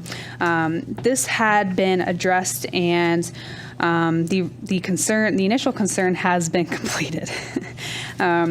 The health inspector ended up stating in a more recent comment that the B100A review for the irrigation well and new structures will not be required as previously stated. So they are all set with the well there from a health perspective. The water pollution control, they just want to see the plumbing floor plans just to ensure that the barns will not be hooked up to sanitary sewer, which will be another site-specific condition where wastewater from the wash stalls in the barns shall not be connected to sanitary sewer, even though that is stated and is the applicant's intent. They will have that 3,000-gallon holding tank for that equestrian wastewater that will be treated as needed. And then the last site-specific condition I had in terms of the sidewalks was to add a condition for the sidewalk that says sidewalks are not required due to the location of the existing 100-year FEMA flood zone. Since there is no waiver, we kind of figured that a condition would be a way to help in this situation with the FEMA flood zone. We did do something similar with All American Assisted Living, where we waived portions of their sidewalk because of the existing wetlands. And that is all I had. Thank you. Okay, so I'm going to open it up to the public. So, Jeremy, I see it starts with a D, but I'm not exactly sure. Name and address for the record, please. It's Jeremy. Can you hear me? Oh, you can use the mic. It's Jeremy Dugas, 1269 Enfield Street, and I have my wife here too. Ann Dugas, 1269 Enfield Street and 4 Oliver Road. So you want to start off, Ann? Go ahead, you can. All right. So in a normal setting, if this wasn't really wetland, I would support this. But being, since we have 4 Oliver Road as well, we're on the other side of the highway. And if you've ever been on this property, I've had this property for about 20 years. And it's sort of uphill after, from where the other side of that racetrack is on the, if you're on the Weymouth side. And it comes down and it drains. It actually holds a lot of water. So this land is like spongy land. It holds an immense amount of water. And this racetrack is you're going to be taking a lot of that sponginess away and replacing it with gravel and draining everything down to where that culvert stream is of Beesman's Brook. And all that's going to go underneath the highway is going to run through our farm. And as we've heard at many town council meetings, if you've followed Beesman's Brook down, it floods out a lot of the houses as you go down the way, especially when we have a lot of big storms. And there's a lot of flooding problems as you go, down as that brook travels down to the brook, to the Connecticut River. So my main concern is making sure that water can be handled as it exits the property, because it's going to flow and you're going to have a lot more capacity going through. Of course, you're going to have just a lot more pressure coming underneath if we get a huge rainstorm, and there's a historical house there, which right across the way from, if you're ever at the beginning of Oliver Road there, the culvert in heavy rainstorms, water backflows up. So you're going to have a lot more potential pressure coming back through underneath the highway. And I just want to make sure that this commission understands the water implications of making this a more drainable piece of property instead of holding that water a little longer. Because there's been many times we can only get in there maybe twice a year to even hay the property because it's so wet. So, just want to put that in front of everybody. Not that this is a bad idea, but it's just the drainage problem that I'm a little worried about on the downstream effects it's going to have on other pieces of property going towards the Connecticut River. Can I ask a question? Because I'm a little confused.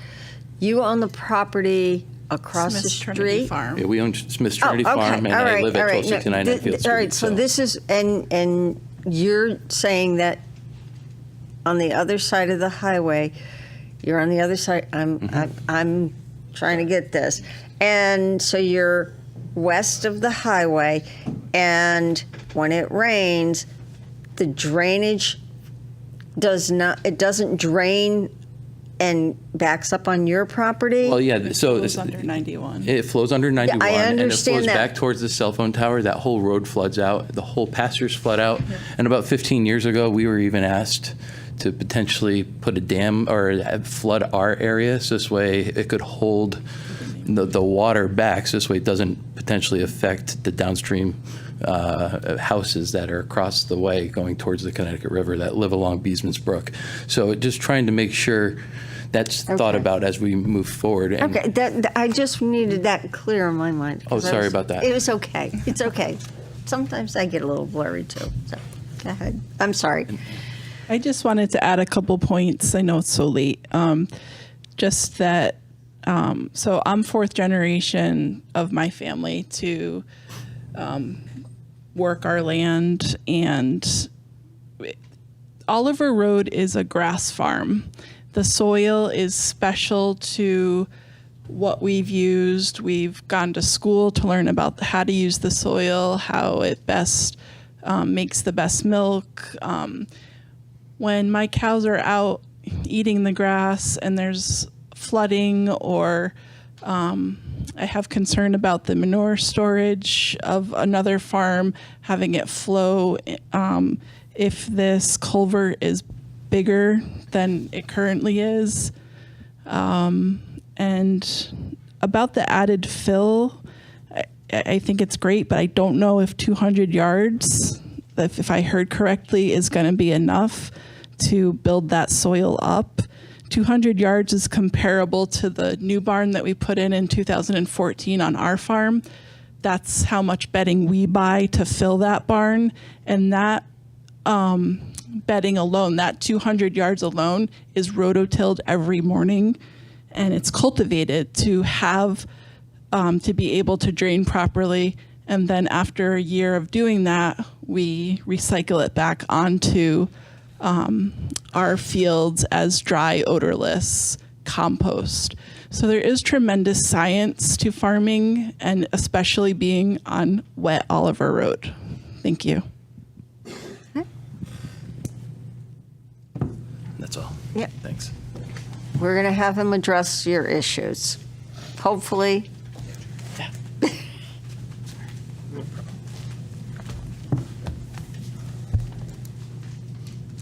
I will start with her last comment regarding the fill, that the 200 cubic yards that I mentioned earlier is strictly the amount of fill that's going inside of the flood hazard zone.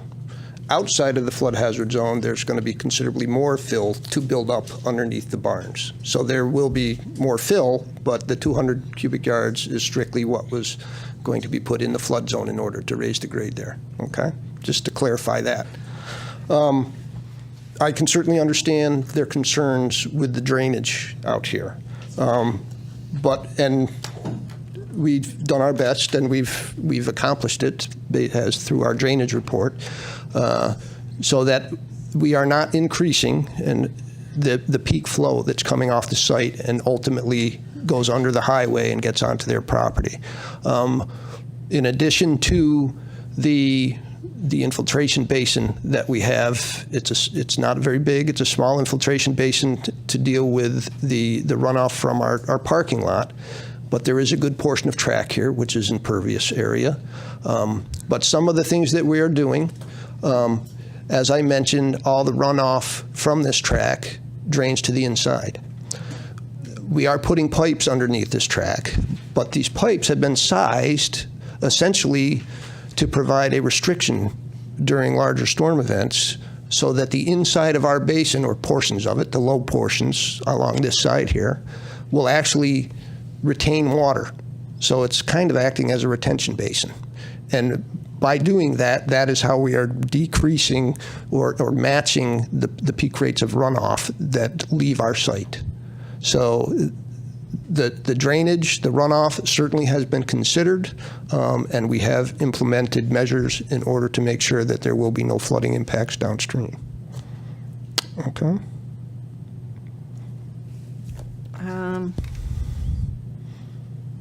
Because this is a public hearing, do you have any comments or questions for this gentleman? You'd have to to. make you aware, that's all. Okay. This way, if it comes up in town council meetings down the line that other houses are getting flooded out, that this was discussed here. Okay, I'm just making sure that he kind of addressed your issues, okay? Frank? Yeah, so I guess specifically, that's the question I asked you about the highway and the culvert. Right. So is your answer that there's going to be less water going through the culvert? I believe it depends on the storm event. Because you're talking about that middle retention basin. Well, I'm talking about all of them because we looked at different design points because there's different places where it crosses underneath Route I-91. So we looked at them all to make sure that we had no increase to any of them. So there's no increase. And during, I believe, I could pull out the drainage report, but typically the requirement is no increase. Usually we end up with matching. Like for the small storm, we match it, and then when you get to the larger storm events, there's usually a significant decrease in the peak rate of runoff that actually leaves the property. So the answer is less water through the culvert underneath the highway? Yes. Which abuts the same, or I should say the same or less, depending on the design. Abuts the public comment. Yes. Property. Yep. Right. And I mentioned the culvert only because I have experience with this culvert, and it's been a mess since they widened the highway. But again, we're not a mall compared to a horse farm. Right. I mean, we got to be, because I don't think the state improved the culverts when they did the highway. I think they just left them when they widened it. Yeah, they look like they're rather old. I don't think they addressed them at all. I really don't. That's why there's problems everywhere. Yeah. So that's why I'm asking about the culvert, because I don't want to see any more problems. Yep. With things being built on that side of the, especially that close to the highway. Yep. But if you're saying it's going to reduce the amount of water Yes. Or not increase it? Not increase it. Okay. Anyone else? No? Yep, Vinny? I think, to answer your question, I think the most of the flooding that usually happens on Oliver Road, it comes up by the animal hospital. They actually have a culvert right there. And this, I'm assuming that's your house across from Smith's farm. No, we don't live there, but it's on the property. There's a culvert that, if you see, that goes all the way down, and it goes under the bridge right there. He is right.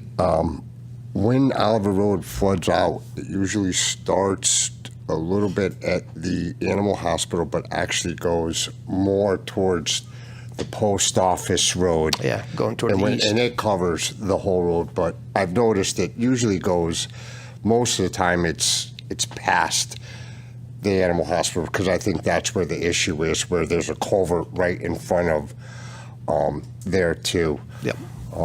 So you're saying also that that's going to it's not going to deter it and change that water either, right? So that the flooding doesn't happen at the end of Oliver and goes the other way. Because I know the farm at the end of Oliver too, that's where most of the flooding is. All I can say is that from our site, because we're dealing with our site, the amount of runoff coming from our site going out to the stream toward that culvert is going to be less peak flow than what it is now, or equal to or less than what it is now. That's like a retention pond. Exactly. Yes, that's the point out of it. Yep. To hold the water back. Anybody else? Staff? Can I bring up my sheet of site specifics for you? Yes.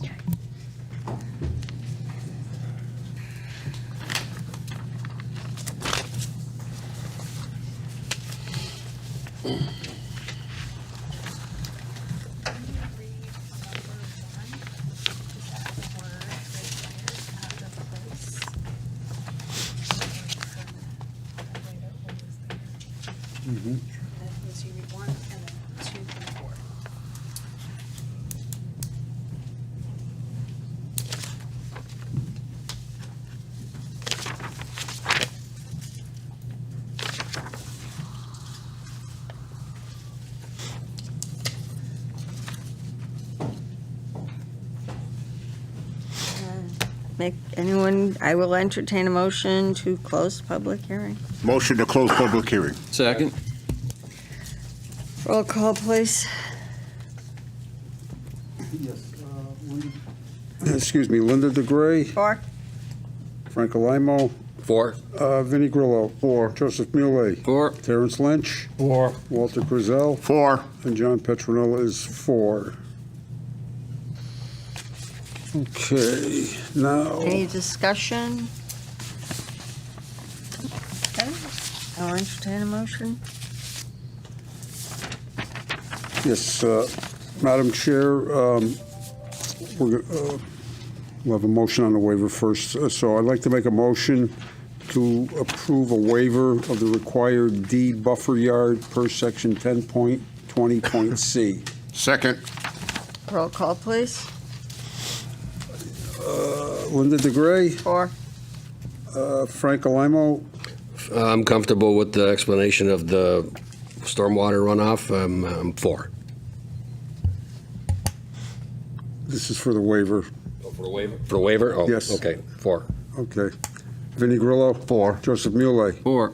Terrence Lynch, 4. Walter Griselle, 4. and John Petronella is 4. Now, for the main motion, I'd like to make a motion to approve public hearing number 312720 Oliver Road, application for a special use permit to develop a horse training facility for commercial purposes, Seafood Delight Farms LLC, applicant owner, map 47, lot 42, I-1 zone, and I'm going to read in the specific site conditions. Number 1, applicant owner shall provide a copy of the revised property deed that reflects the 13.2 acre conservation easement in the west corner of the site to the planning department for the file and shall place a permanent conservation easement medallions to identify the easement's location on the site.